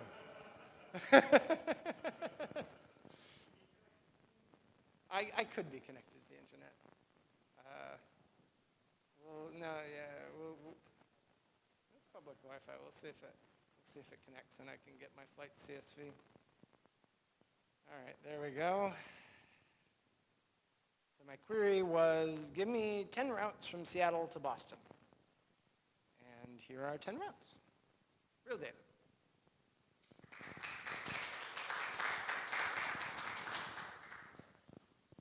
Yeah, miniKanren with real data. It's not too often that you see it talk about that. All right, so this was nice, but you gotta think hard, right? You gotta scratch your head and figure out where to put the expression from term and term from expression and goal from expression. And multi-language programming is just fundamentally a little bit tricky. It's not too hard. But wouldn't it be nice if instead we just had a part of miniKanren that knew how to talk to a database, right? Shouldn't I, as the hosted miniKanren author, have created a facts table part of miniKanren where you can define a flights relation with sort of these two arguments and have it be defined by some data that you load from the internet, right? And then we could just query it like this. This is obviously a nicer programming model for database access. And the nice thing is that we can just implement query facts as a macro on top of all of that multi-language interaction that we did. So from the user's perspective, you can't tell that it's interacting with Racket. is very careful to make sure that, for example, if I tried to use, well, let's find out, but I'm going to tell you that if I tried to do something wrong, like use racket here, plus 1b, even though this is an extension and it's using racket under the hood, because we put the boundaries in the right place, I hope I did, we'll still get an error telling us that we expected a miniKanren term in that position. And that's because the expansion of the query facts macro used expression from term to wrap the thing it got in, to say this is going to be a term and I'm going to translate it in. So I think that's really cool about the interaction between extensions and this multi-language structured host interaction. All right, and it looks like I have 10 minutes left, so I have time. Last night when I practiced this, we did not get there. But let's look at how our optimizations interact with the host language interaction. So this is an optimization that I believe Mitch did most of the work for, which is to do a little abstract interpretation to figure out when we don't need the occurs check. So in this particular relation, if we look at the unifications of A, so unification of A with list 1x, right? Well, if we didn't know what happened between the fresh and the unification, there could be a cycle, but we know that there's nothing after the freshing of x before the unification with A. So we know that x cannot contain A, right? And so this is a case where we don't need the occurs check, right? And the other thing is just a constant, right? So we can omit the occurs check here. We can also omit the occurs check from the second unification, because again, we know that y is fresh, right? But then when we get down, if we wanted to unify x and y, right? Well, if we hadn't had the previous two unifications, that wouldn't need it either. But it could be that, that A and B have some related parts, right? They came from the outside world. So as far as an abstract interpretation, we don't know anything about those things. They're top, right? And so that means that when we do this unification of x and y, we are going to have the occurs check in order to make sure that there are no cycles in that term at runtime. So we have an analysis that does that, and we can sort of see the output of that analysis. Unifications marked with not needing the occurs check. And then we can just generate code, a version of unification that doesn't have the occurs check.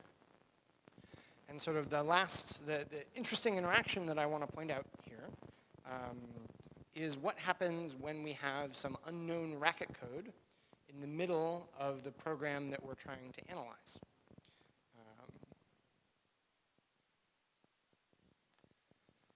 So here we have R2, and from the first unification, we know that x is a ground value, right? Finite ground value can't possibly have any cycles through other variables.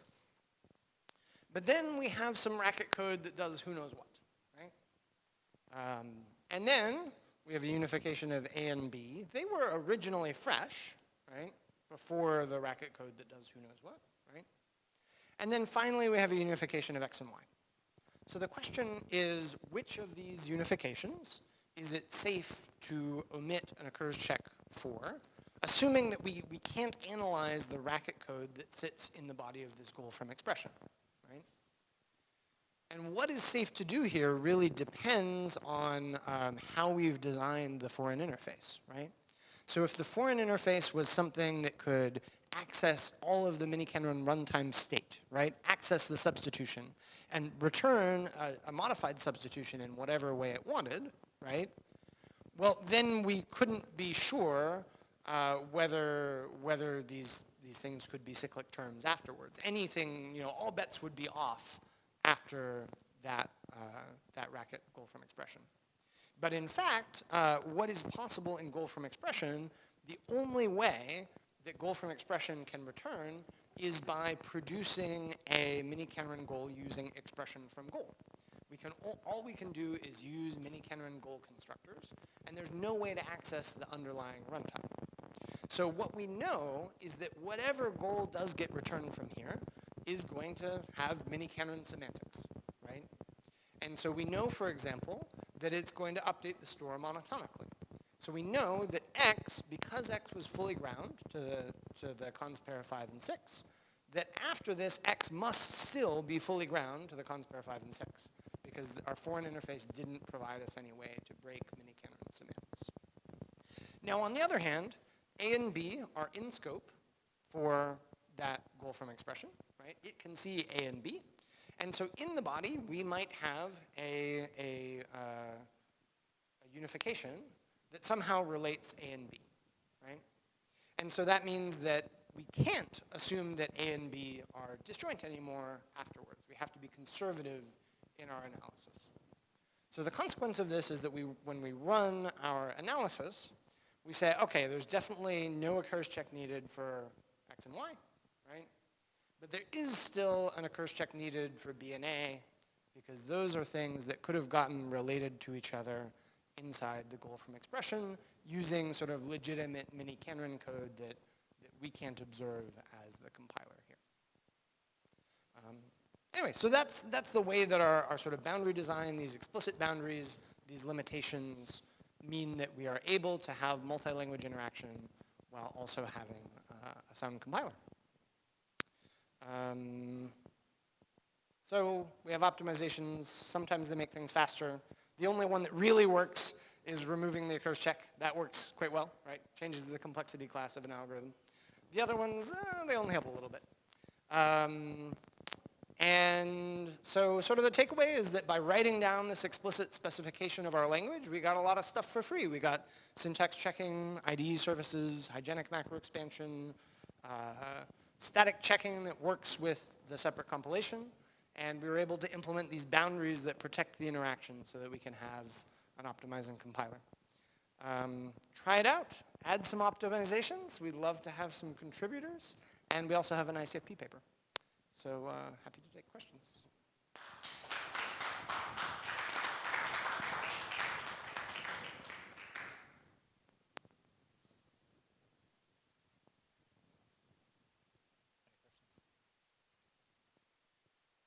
I just have a simple question. In all of the examples you showed, you had a random order of terms in a unification.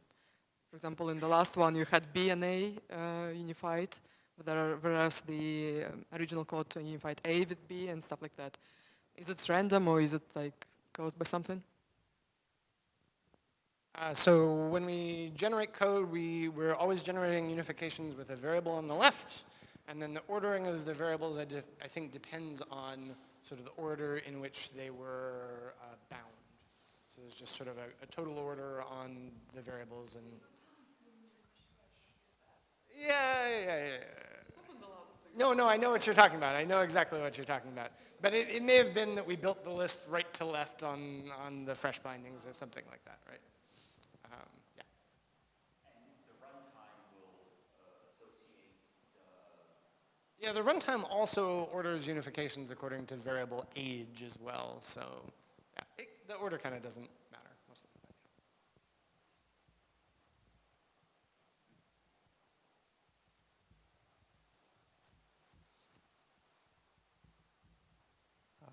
Can you say a little bit more about the abstract interpretation? Like what? So you showed an example of it, but is there any more than like kind of what you showed, and what's the general approach? What do the abstract domains kind of look like? That sort of thing, to whatever degree you want to say.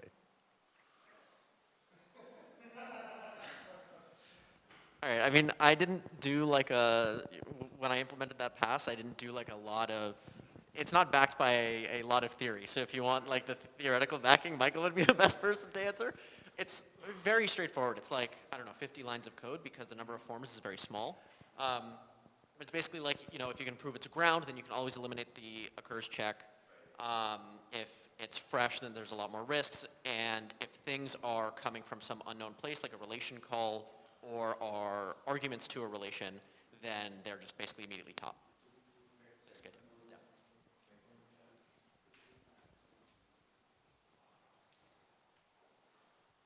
Anything else?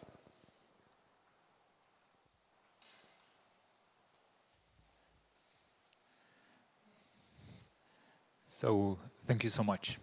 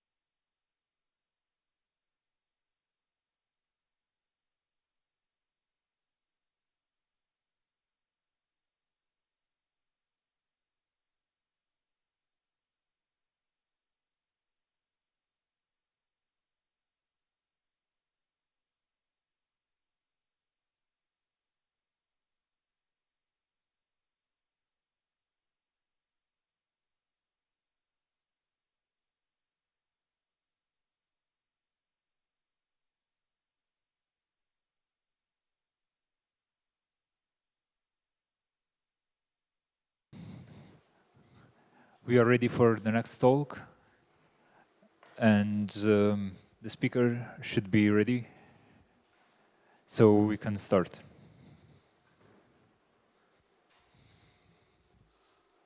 Oh, I like it. Yep. Okay, let me share my screen. Artem, you can start.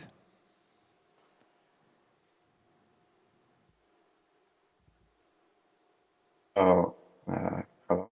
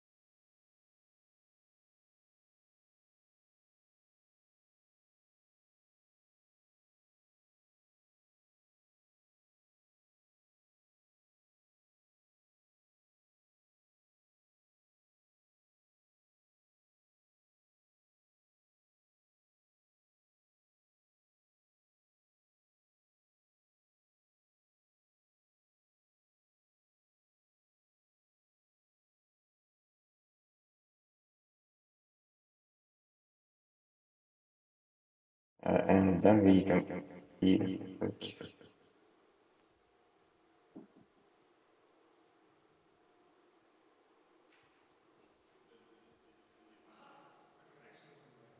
Sorry.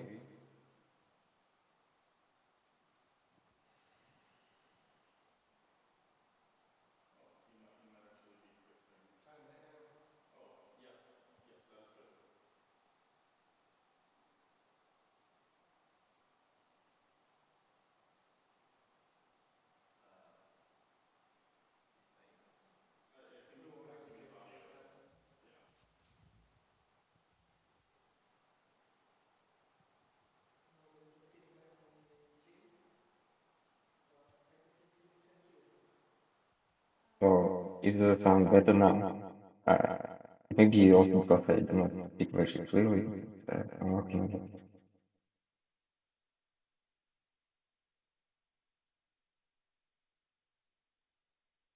Do you hear me?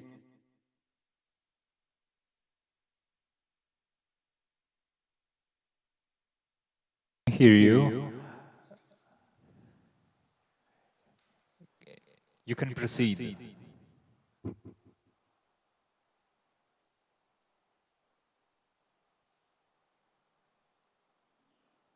I will mention it.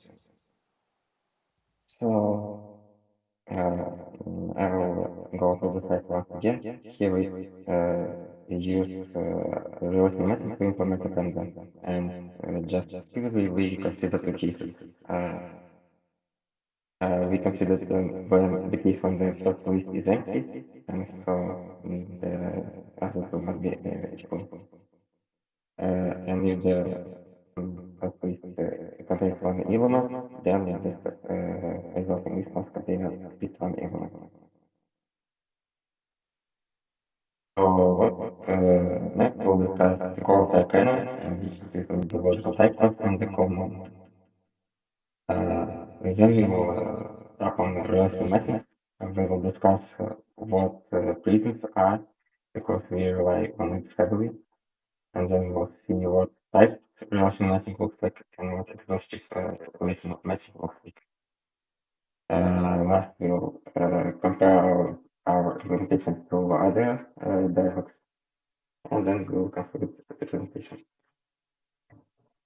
So from the user perspective, the kernel has the logical type class, the Go monad, and some metaprogramming features to reduce boilerplate for the logical type class. Let's now briefly discuss logical types. Here we have a definition for the definition actually can be empty, it can be a leaf containing exactly one element, or it can be a node that contains two branches.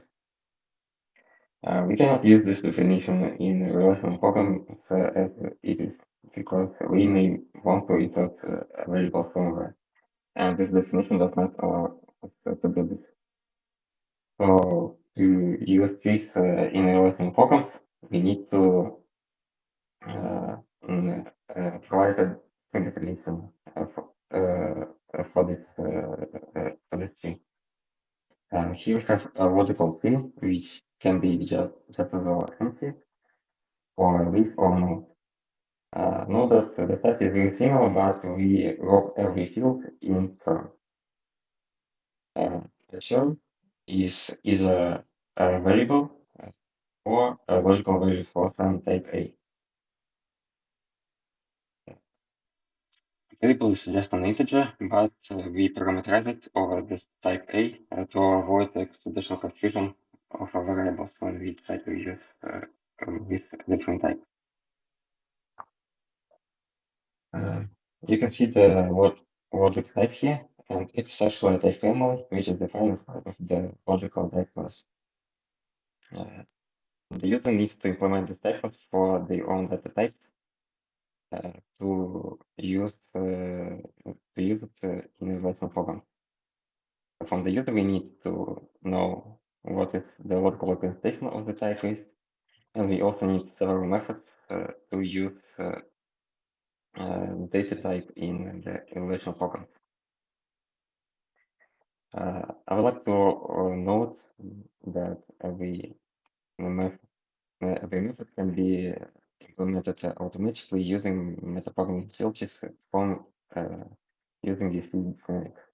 but I don't think we'll discuss it today.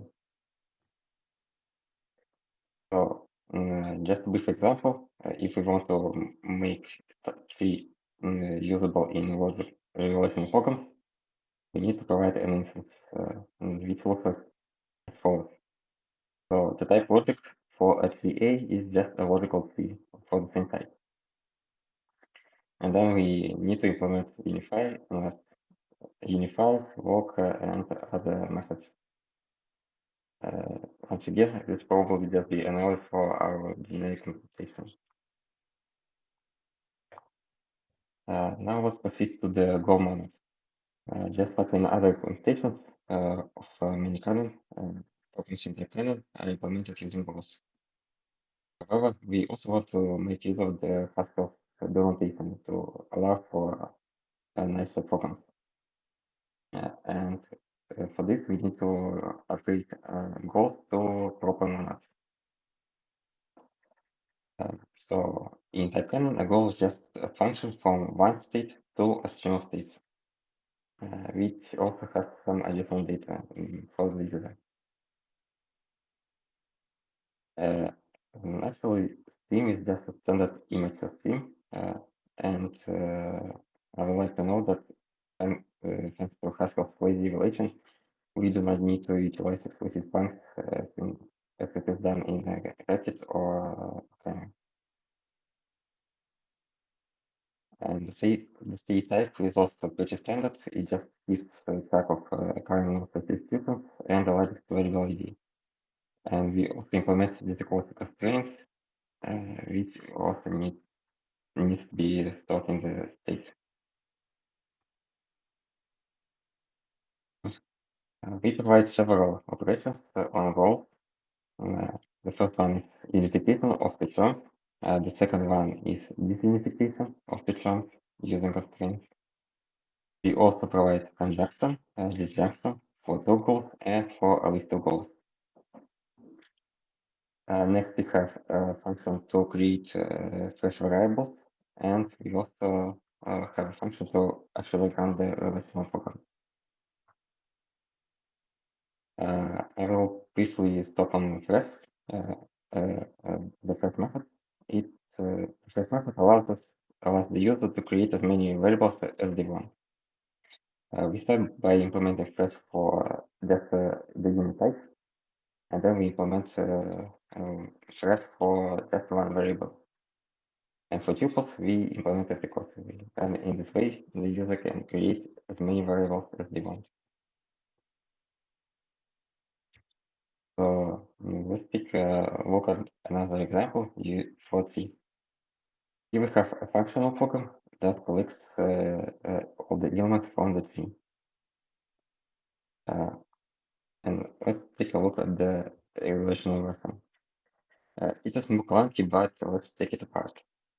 So here we use many as a version of condia, and in the first case, the tree is empty, and so is the resulting list.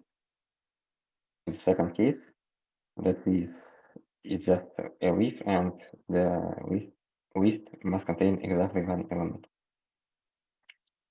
The third case is recursive, where the tree is a node, and the resulting list contains elements from the left branch and the right branch.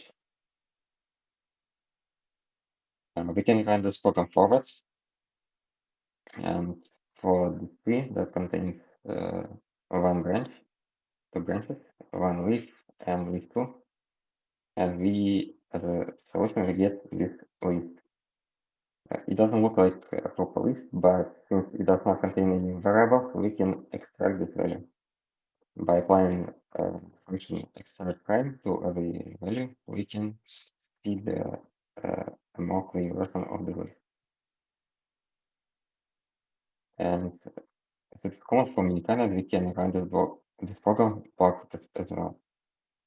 So if we have a list of 1 and 2, and we want to know which trees will produce this element in this list, we can run our relational program and pick some solutions. So here are 5 solutions. but there are actually infinitely many of them because we can have entities. Now, let's discuss relational mapping. So, just like match E is a relational version of the operator match in Scheme, we want to provide a relational counterpart to Haskell's case expression. And we cannot utilize the case expression itself because it has different semantics. While the case expression starts from the first alternative that matched, in relation focus, we need to consider every possible case. Moreover, we need to apply patterns in both directions, while Haskell patterns work in one direction only. So the solution to this is prism. A prism is just a pair of functions that allows to match a value and construct a value. Because and we can use these functions separately, and this allows us to use prisms as patterns that run in both directions. So note also that the prism has 4 parameters, and the first 2 parameters is the whole type, and the master parameters is what we focus on inside the type. So let's take a look at an example. Here we define the result type, which can be either OK or fail. The prism for the OK case looks like this. So here we have the whole type result AC, and the prism OK focuses on the type on the A inside of the results. When matching it, we may want to change the value, and in particular, we may want to change the type of the value, perhaps to B. And once we change the type of the value, the whole type becomes result BC. And similarly for the fail case, we focus on the fail on the B inside fail, and we can only change this parameter.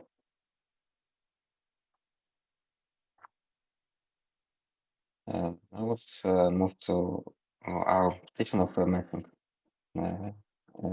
In ICFP'24, matching is based on two combinators.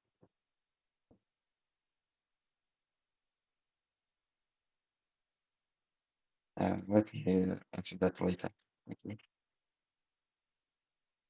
So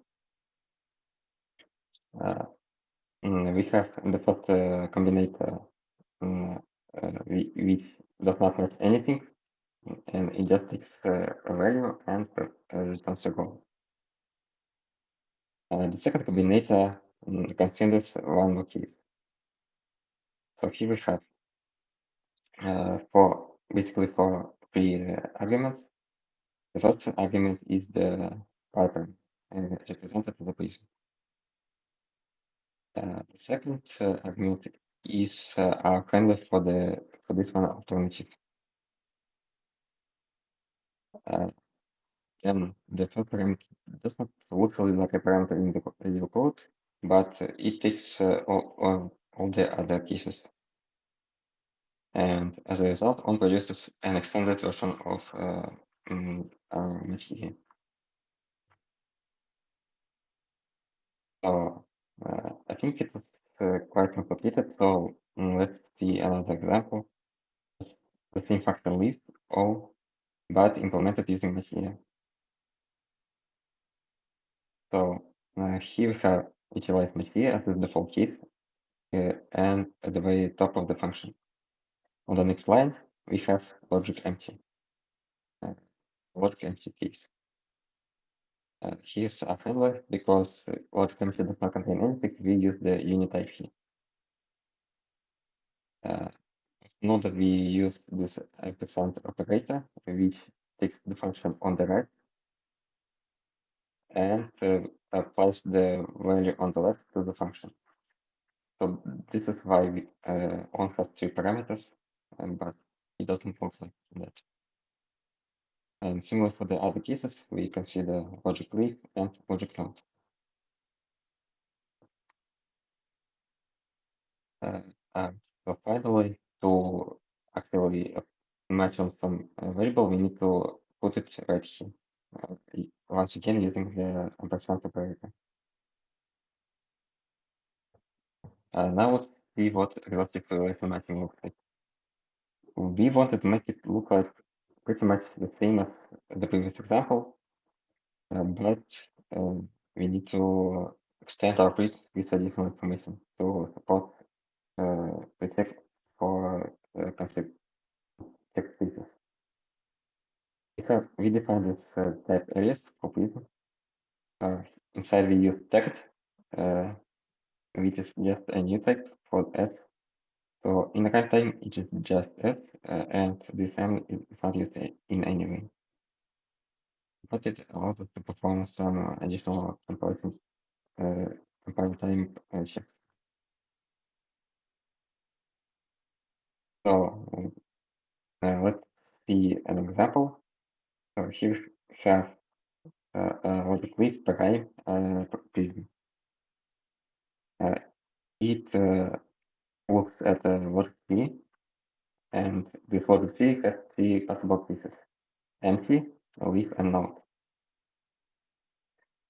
This piece focuses only on the term A inside of the value, and this term A corresponds to the leaf case. Once we consider this case, we change this type variable to leaf prime, and as a whole, the considered cases become empty, leaf prime, and node. We will see how it works a bit later in one slide. So next we define the same combinator, pretty much similar combinator, but with the prime. So on prime takes an exhaustive prime prism instead of just a regular prism. Know that for the T and T prime we associate this them to remaining answer. Then the second argument is the same, just a handler for this final alternative. The third argument takes the matching for other alternatives, and as a result we produce an extended matching. Next is match E, which just gives the default combinator, but in addition it performs exhaustion checking. And this is done by importing the exhausted M constraint. And finally, we have to introduce a new combinator called interface. It takes a term and turns it into a matched M, basically attaching initial text to a term. So once again, example, consider the relation on a team, in which effective cases empty with a node. Because the ampersand operator applies the last argument to the right function, the exhaustion checking actually goes from bottom up to up. Initially, we have all the cases remaining, but once we consider the logic node case, this only the node case becomes checked. Same for leaf, it was remaining, but it becomes checked, and the same for the empty case. So what happens if we miss some case? In this case, on prime does not actually feed its corresponding type tag to any type. So when the type checking first the following tag for in the following info tag remaining, some variable leaf and remaining. And once you go through the all possible cases, leaf remains just a type variable. And then when it comes to match E, it was to perform the check, but it is a type variable, and it does not know that this variable is has instance of exhausted. So when we decide to compile this program, it will become a type error. Now, let's see how miniKanren performs. We compared miniKanren performs to three other implementations: faster miniKanren, miniKanren, and KLogic. miniKanren and KLogic special because they have support for stage retyping as well. To perform benchmarks, we actually used some setup from the KLogic paper, but we extended it with benchmarks for miniKanren. Just to recap, this program has complete uses alike numbers and scheming property. And if you want to see benchmarks, they are available in our GitHub repository. So here are the numbers that we got, and basically miniKanren performs on par with KLogic. In some cases, it is faster than KLogic. In some cases, it is slower.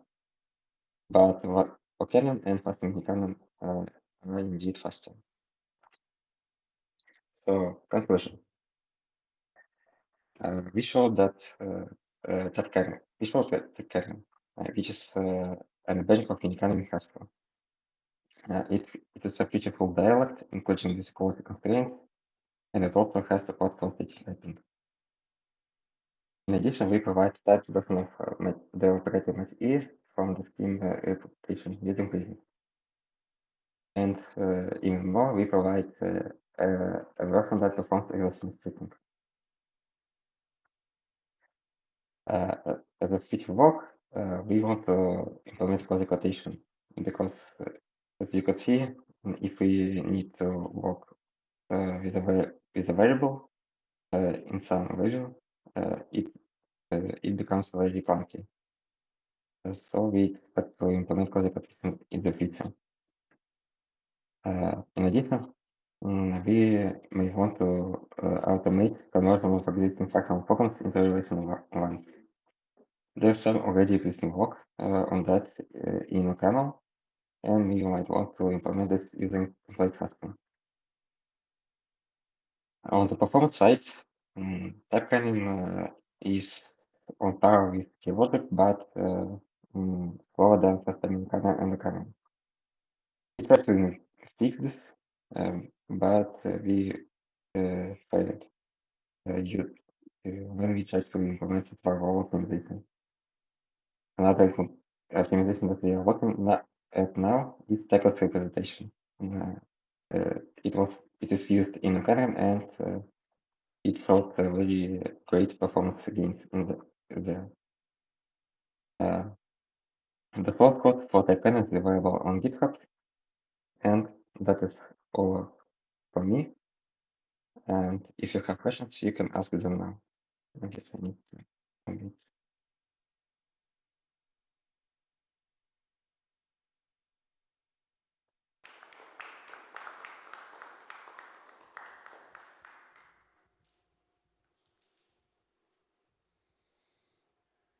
Are there questions?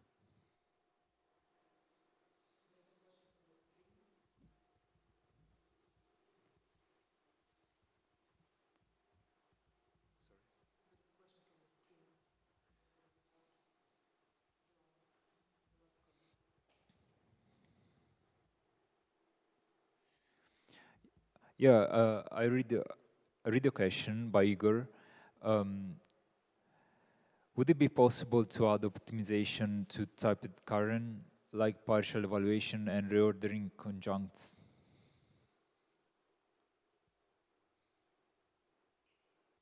So I guess talking about fair conjunction.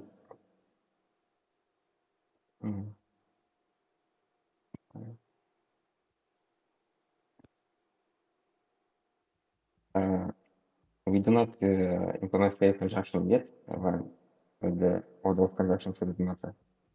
But it is also possible of directional feature work.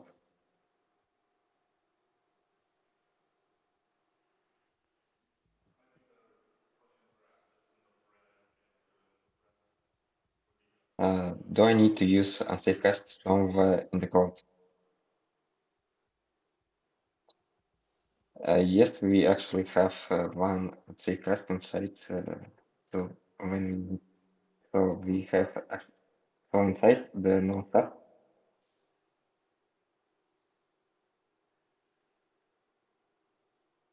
So here Fast is an inbox to from basically int to an restaurant.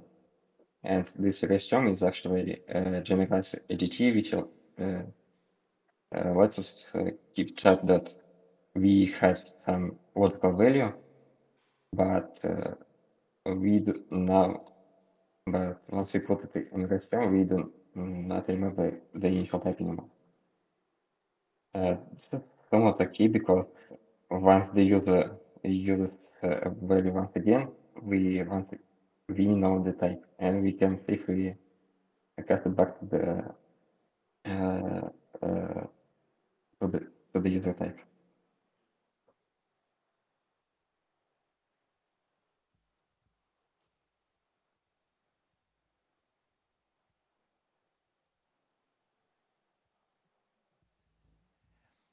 Yeah, thank you so much. Thank you. So it's time to break.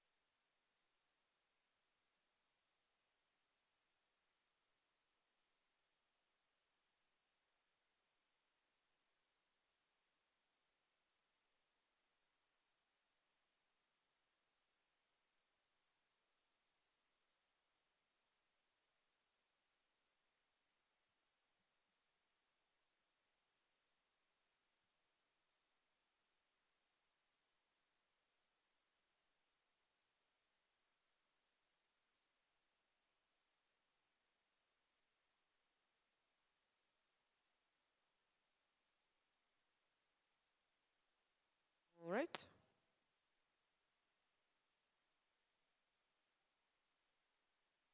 Welcome to the last session of today. We have 2 more talks today, and let's welcome Xianggu again.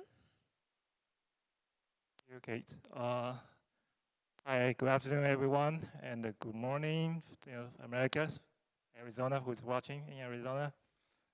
In this talk, my name is Xiangyu Guo, and I'm going to talk about improving stable Karen's backward compatibility. Okay.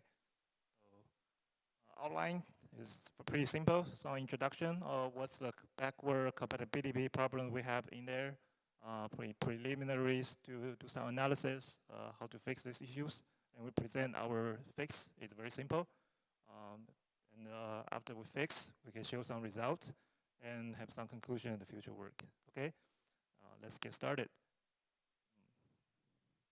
First, also, quick recap about the miniKanren we all know about. Same thing for basic operators, equal for unification, flash, condi, and run. And this is one of the a little bit complex example program. We're going to use it later. It's a revolver.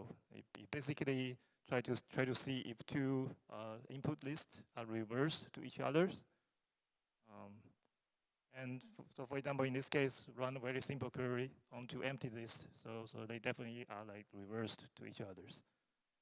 The semantics of the miniKanren is the minimum model semantics.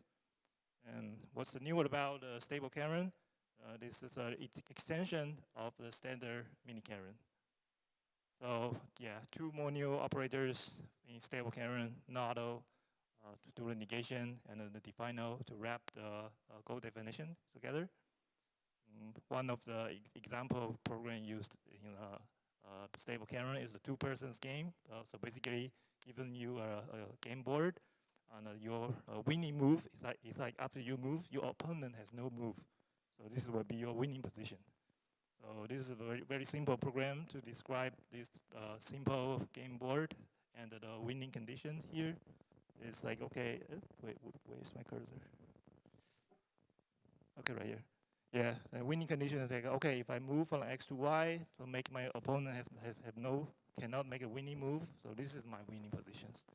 And run a simple query to ask, okay, tell me all the possible winning positions. So you will say C, B, and A definitely are the winning positions. And yes, the semantics behind this stable Karen is stable model semantics. So one special thing about this stable model semantics is like, okay, there is a possibility we have an unsatisfiable program. So here is a very simple unsatisfiable program. We have 2 facts, A and B, but the last the rules is like P is true if A is true and another B is true. So it's saying like, okay, P and another P should be true at the same time, which is unable to prove. So this program is unsatisfiable. If we run a query on this kind of program, even though we can see like A is in the fact database as a fact, but they also return the false. In this case, this is not just false or fail, it's just unsatisfiable, okay? Unfortunately, this kind of like, this extension, the stable Karen, is not a real extension. This stable Karen has some like compatibility with the stable miniKanren programs. So let's see like what kind of issues it has here. So miniKanren, we try to run miniKanren in this stable Karen. We will have 2 issues with running miniKanren programs, okay? The first one is like if we do standard miniKanren programs and we define using stable Karen's defino. So previously, all the miniKanren program written in like define, we just replace the define with defino. There may be some issues. We will see in the next few slides. And the second one is like, okay, these standard miniKanren programs, if they reside with that unsatisfiable in a stable Karen program, we just stop. They are also being affected, like cannot produce a result. So these 2 things like we try to improve to make sure, okay, under these 2 scenarios, both standard miniKanren programs is able to produce result like working as expected, okay? So this is the first issues like the simple standard miniKanren program I have showed before. This is the example query also I showed before, right? So in this case, this program still uses define, and then we put it into the stable Karen, it can produce a result, which is good. But once I replace this define, sorry, there's one more thing. And in this case, this relation, like reversal, is not convergible, right? If we try to do like run star, it falls into infinity loops because we can just keep going on and on and on to generate like numerously list to reverse to each other, right? Just replace with like a dash 0, 1, 2, 3, it goes on. So if I change this define to defino, okay, still exactly the same thing, but we just use the stable Karen's defino, and we try to run this program in stable Karen. Now it just for one, it falls into the infinity loops. So this is the first issues we try to solve. And same thing, okay, miniKanren program running in stable Karen is using define. It can produce a result, it's good. Now if I add an unsatisfiable program with this miniKanren program together, okay, so this is the unsatisfied program we saw before. Now if I run the query again, boom, there's no result. Okay, so these two issues really impact this backward compatibility. So we try to fix it here. So some preliminaries about stable Karen. Of course, what's normal logic program and the stable model semantics.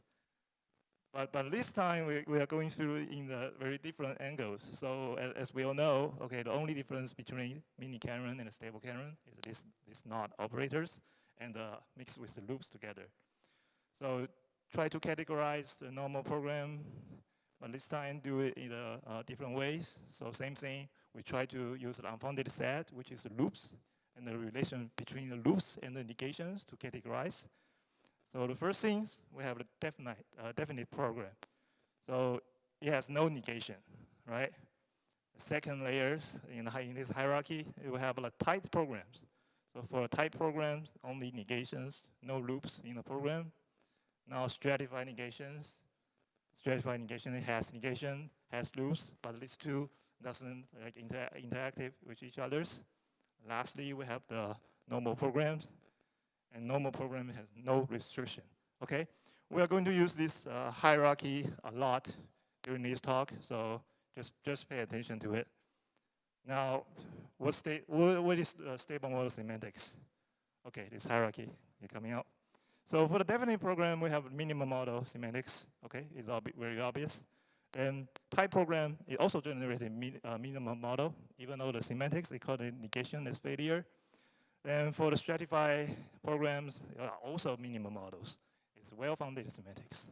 And eventually, only for the normal programs, it uses the stable model semantics. So you will produce stable models. Okay, so same thing, stable model semantics. Key idea is like, okay, convert predicate to the propositional image, create a radar, compute the minimum model of the radar, and compare the two, okay? Now, what's the properties of this stable model semantics? So one property of this, like, okay, since the loops and the negation, they are mixing up together, so we can further categorize this kind of like negation loops into the even loops and the odd loops. So for the even negative loops, is a very simple example like this, right? So it's just like the Alice and the Bob examples, but in this case, we have like P and Q. Okay, so for even loops, even negative loops, then we have like odd negative loops. So in this case, all negative loops is the unsatisfiable program as I showed before. Now, same hierarchy coming out.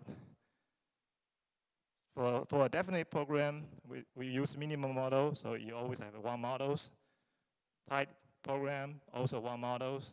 Stratified program, also one models. But for this normal program, we have like no models, or maybe one models, or maybe multiple models. So the reason is like no models actually is coming from the odd negative loops, and the reason we have multiple models is coming from the even negative loops. So therefore, we have like two types of the negative loops here. And as I mentioned, for negative loops, for even negative loops, it will split the models. So if previously you may have only one, and right now once we see these even loops, it will split into two. So in this case, P and the Q, they are two models of this original program. Then for the odd negative loops, it actually will create a contradiction, right? So we can see here it's a contradiction. Like we try to see Q and not Q to be true at the same time. Then if there is no way we can avoid such contradiction, this program is unsatisfiable. So which means there is no models, right? This is all the actual things we need to handle in stable Kanren. So for unavoidable contradiction, this definition means like, okay, there's an atom in the normal logic program that can neither be proven true or false because the odd negative loops always creates a contradiction, all right? So our odd negative loop here, actually, this is unsatisfiable. But if we can add one more rule to there, so for example, in this case, if we add one more rule, the last rule here to say, okay, we can prove Q just by using A, now we avoid these second rules. Now this program becoming satisfiable. Okay, so this is why we need some like unavoidable contradiction definition, turning unsatisfied program to the satisfiable program, how to fix it, all the things. That's why like stable Kanren, it has to take care of all of these things. But unfortunately, this handling is very coarse. Okay, so same hierarchy here. We already know first three all have only one models. We only care about the last one, right? So stable Kanren needs to handle it in the definer macro. So that's why you're able to reasoning about a contradiction. So basically, stable Kanren, what stable Kanren does is, okay, we have a positive goal. All the internal macro will complement to generate its negative counterpart. Then in the definer, it just wrap these two positive and negative goals under the same goal, okay, with some other extra handling, like all the details we need to handle, all the negative loop or even loops we have to handle, loop handling. Okay, it just because this handling for this hierarchy is very coarse right now. In order to find out this unavoidable contradiction, what stable Kanren doing right now is a very coarse. Like, okay, this is a part of the definer structure. Like in the beginning, you just try to check all the programs defined using definer. Okay, so in this case, normal program definitely we need to do some extra checking to find out this unavoidable contradiction. But it also does it for the stratified program. Same for the tight program and the definite program. Okay, so this is why the example program I showed in the introduction session cannot be run under the stable Kanren. So now the fix becoming very simple. So our fix is like, okay, we turn this like a coarse contradiction handling into a fine grind levels. How can we do that?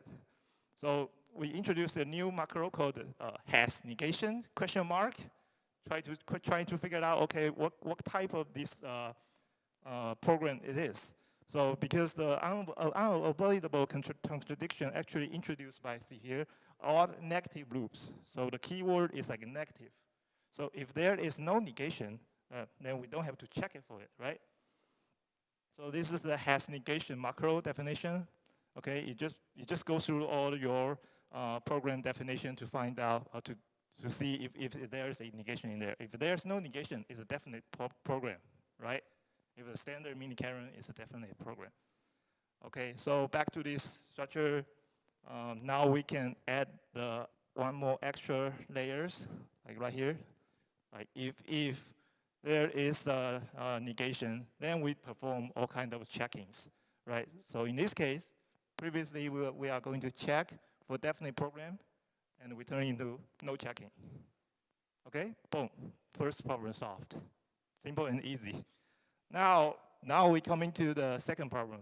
Like when the standard miniKanren program resides with the unsatisfiable program together. Like right now, we all use like this run interface. run interface right here. We all use this run interface. So run interface at the end of the resolution, it's like right here. Okay, all flash, all the query go.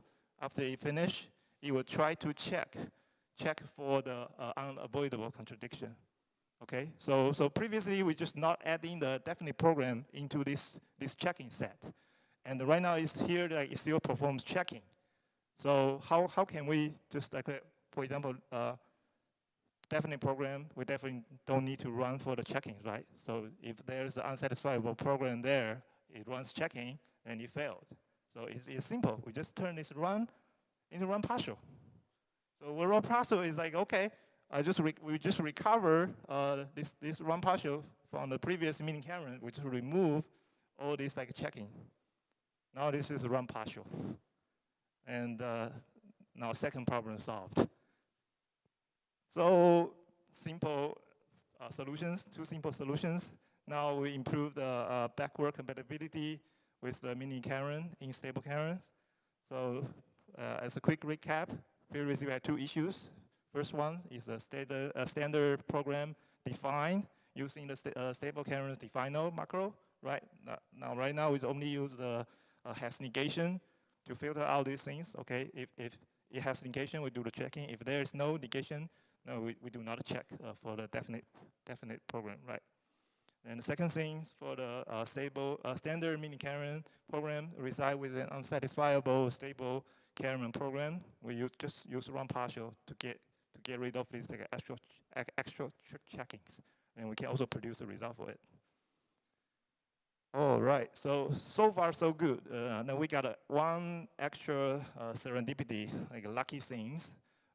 Since we have a run partial now, let's see what happens if we try to use this run partial interface on the stratified negation. Because as we can see from this hierarchy, all these top three levels, they all like minimum models, right? Only have one model. So if I can do one run partial for definite program, I can definitely do the run partial for these two as well. Okay, so the example is like, okay, let me see, yeah, run partial 1, run partial 2. Yeah, so we use this the final SCC problem as an example to show, okay, how can we use like run partial on the stratified negations. So for the final SCC, it basically saying, okay, given a node, so for example, in this case A, what kind of the nodes it can reach in the final SCC is the leaf SCC in this connected graph. So in this case, A can reach to CDE because CDE is in one of the SCC, strongly connected components. It's in the leaf node. There's no way we can go out anymore, right? So A can reach to CDE for sure, and A can also goes to H and I, this SCC, and A can also goes to K. But for F, it can only has like 3 nodes in the final SCC output. It's the H and I and the K. Okay, so this program, if we write in the stable Karen, so we have a problem instant definitions, and we have these kind of reachable, reducible, fully reduced, and if we look into the relation between these nodos and the loops, it's clearly like the two like didn't interact with each other, right? So in the reachable, we have a loop, but the outside reachable, these nodos, there's no loop for it. So this is the stratified negation. So one lucky thing is like we try to use the run partial interface on the stratified negation. It's like, okay, we receive a huge performance gain because we are for sure this partial result we found is part of the final result, right? So there's no way, like, there's a contradiction, the existing solution we kind of throw away to do the computation again. So this is what the checking is doing. So basically try to verify this partial result is the final result, is safe. So this is kind of distinguished between the NP-hard problems and the polynomial time things, okay? So if we, on the same problem instance, we use like run partial on the final SCC problem, it takes like 0.01 seconds to get results. But if you use like run interface to do the complete checking to make sure, okay, it's 100% sure, but actually the answer is still the same. It spent like 32.6 seconds. So which means the run partial can also work on this kind of stratified negation, right? Now comes to the conclusion and the future work. Conclusion is very simple. Like we fixed the two backward compatibility issues in stable Kanrens. Then for the future work, we probably want to add like a stratified negation detection to stable Kanren run interface. So in that case, we will have a smarter run interface. Like the user doesn't have to choose, okay, I know this program is a stratified negation, so let me use run partial interface. Otherwise, I use run. So this is not very smart. It's not artificial intelligence. Okay. So to do that, like for one of the future work, like right here, we already have the highest negation to not checking. So actually, if we have a way to say, after this has to be done during runtime. Like after the runtime, we know this is a stratified negation, and the partial result is actually the final result, and we don't need to do the checking, right? So same thing like here, we don't need to use the run interface to run on the program. Again, like automatically decide, okay, let's just do run partials. So this is one of the future work. Thank you. I'll take some questions for 5 minutes.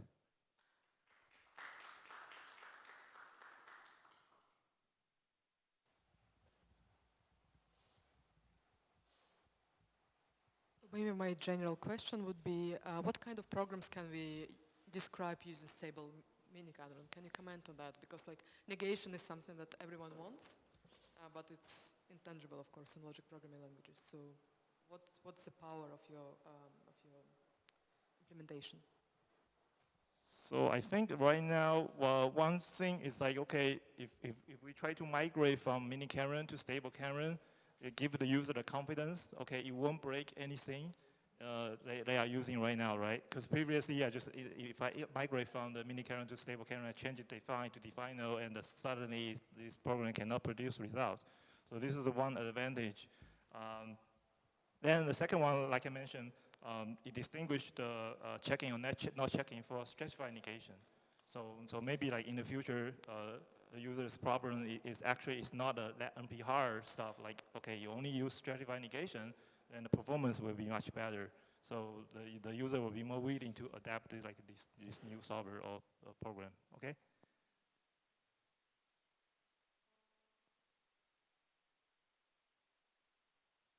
Thank you. The next talk is remote, and hopefully we'll be able to connect today.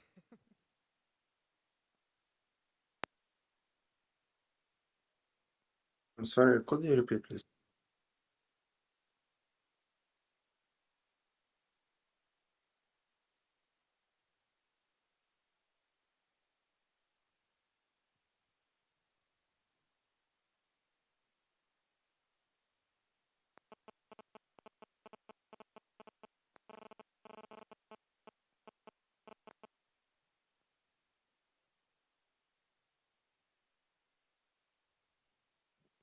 Hello. Can you share your slides?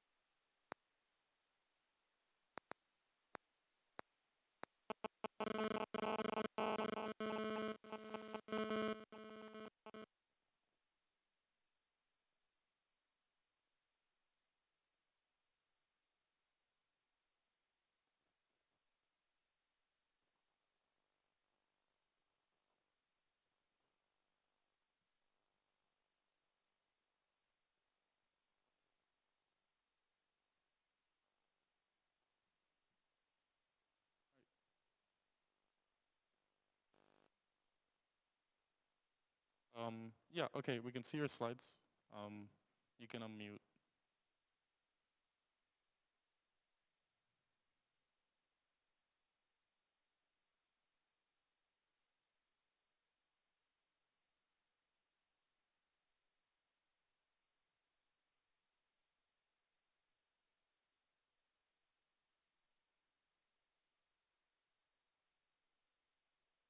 Yep, and we can see you as well.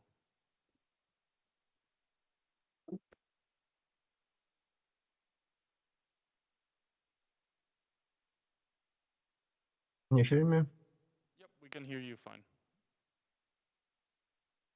Okay.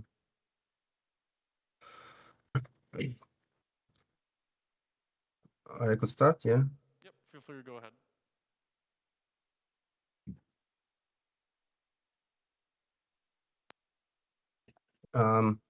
Hello. My name is Eridan Demiratsky, and my talk is about relational solver for constraint-based type inference. We know that type inference problem is connected to type checking and implementations problems. Pure relational approach to solve them is to implement a single relational type checker and to run it with a free logic variable in the different places to solve the each of problems. In our work, we instead apply relational programming to constraint-based type inference in Hindley-Milner style.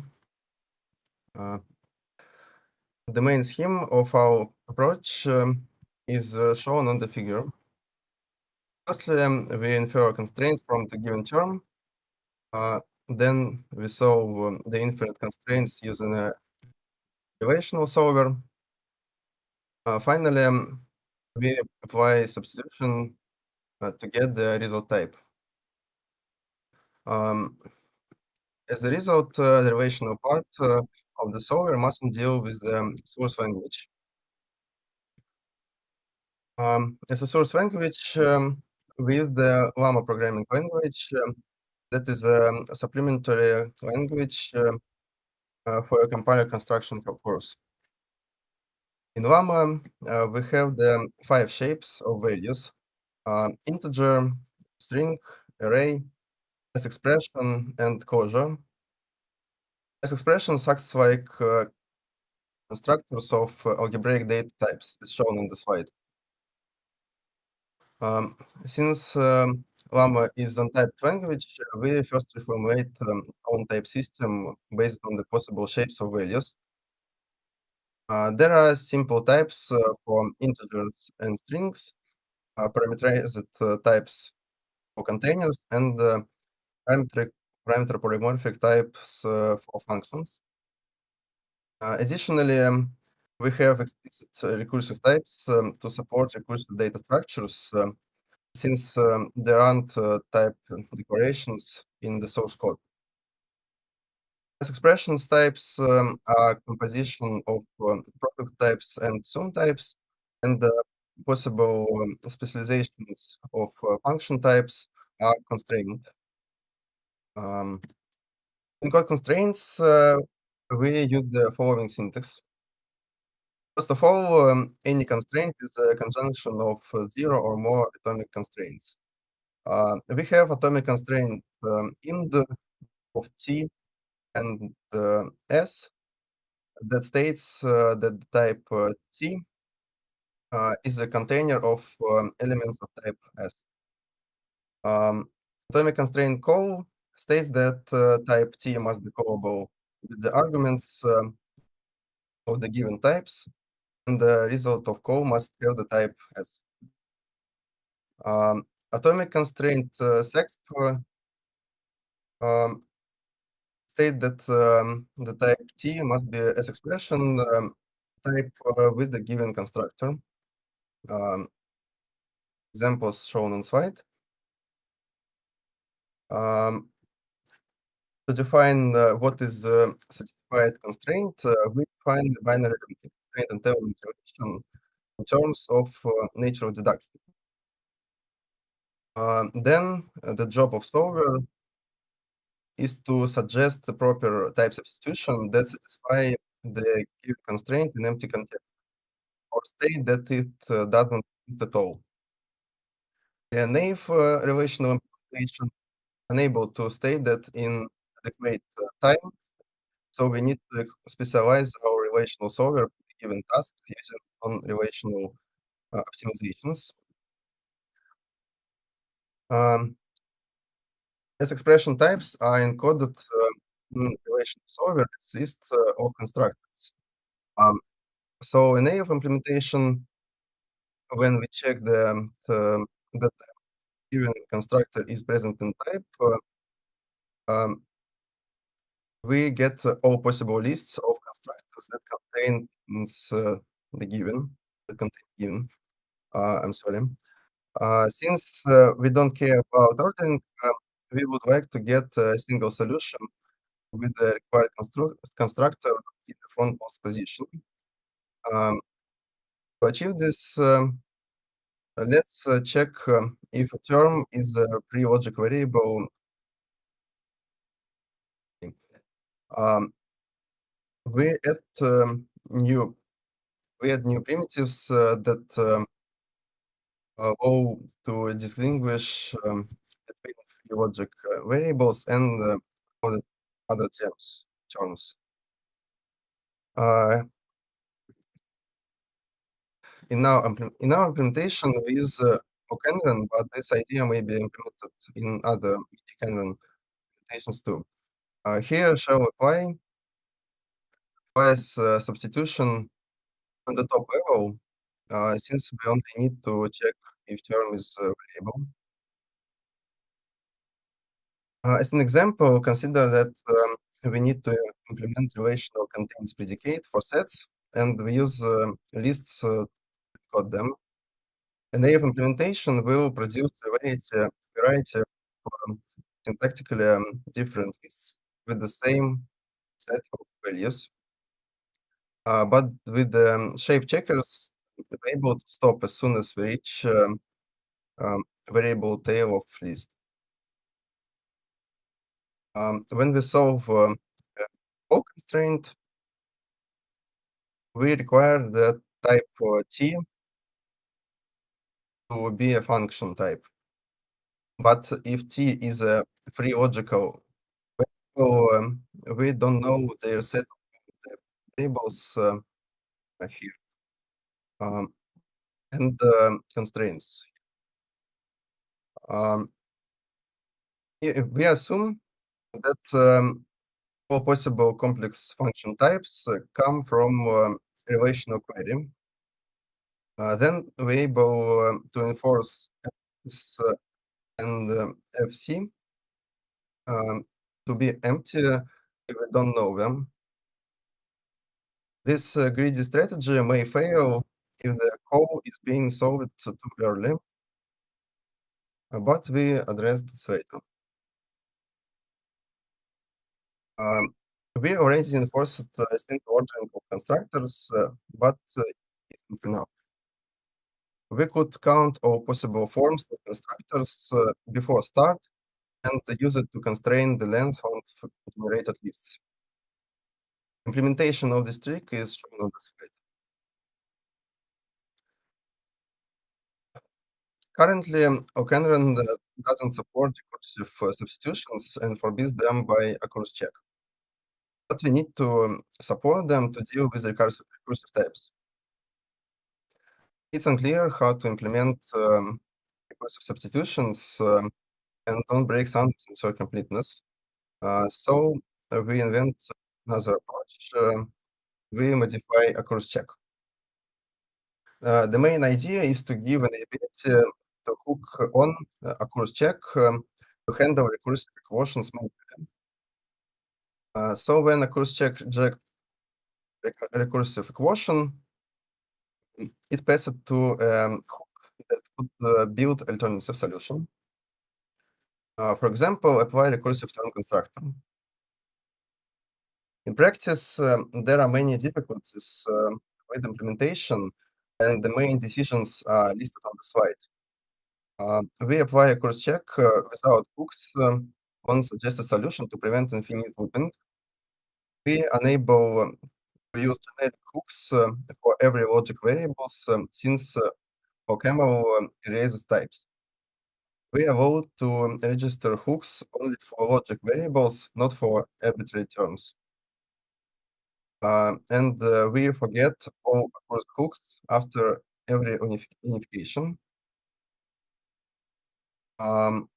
Based on these decisions, we have implemented the following interface in miniKanren.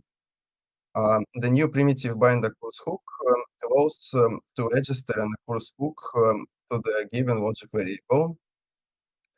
The registered hook consumes the number of the accurate logic variable, the term in the public representation, and the bag of variables to build a new term in the term representation.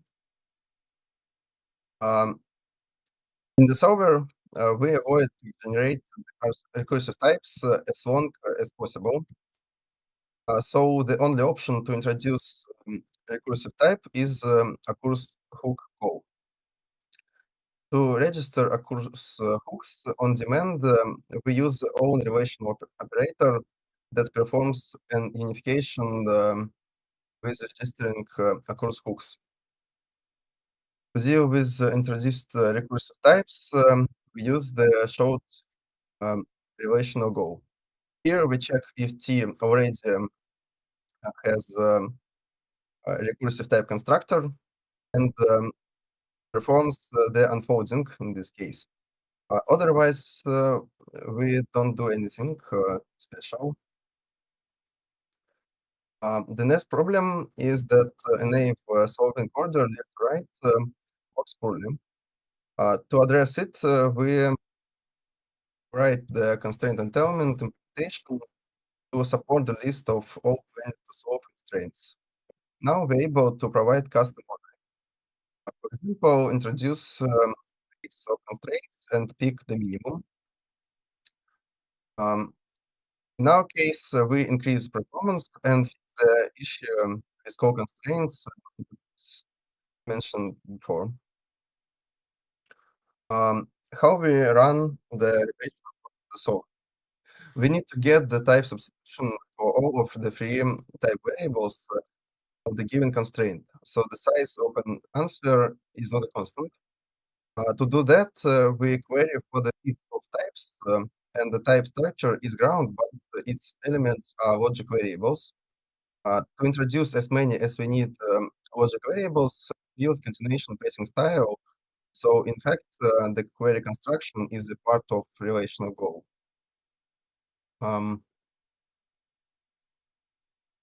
Okay.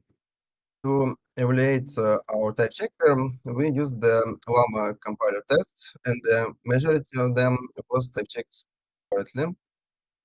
The main of discovered problems is exponential complexity of SX constraint solving.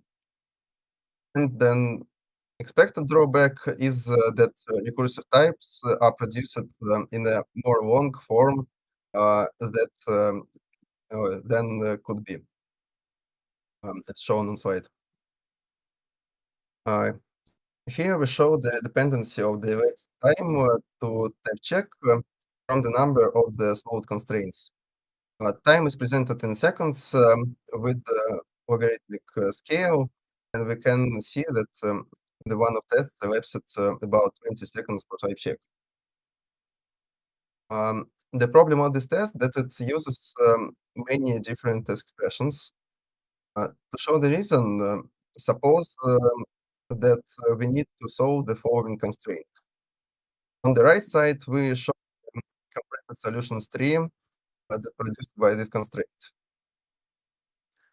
So we can see that the number of branches grows exponentially of the number of SX constraints. On this slide, we show the dependency of elapsed time from the number of SX branches, and it looks like linear. Some variance is produced by another constraints. We showed that relational programming be applied for constraint-based type inference. We presented non-relational primitives that could be helpful to specialize relation solving. We presented an approach to implement partial support for recursive terms, even if they forbidden by a cross check. And the presented results preliminary, and we are going to continue the research. Thank you for your attention. Now I'm ready to answer your questions.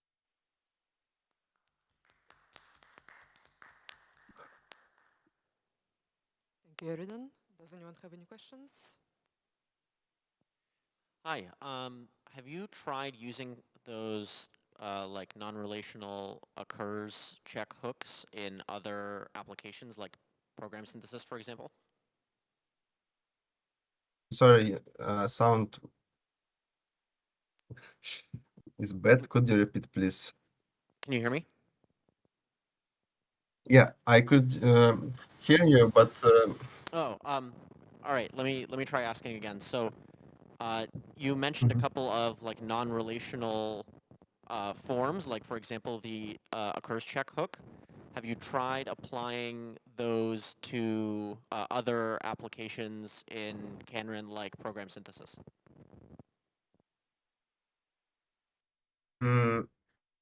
not. No, we don't. I currently we tried only on this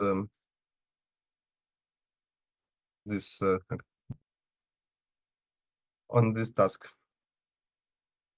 Thanks. Okay, thank you, Eridan, and thank you everyone for attending the miniKanren workshop and bearing with the technical difficulties we've experienced today. I think that's about it.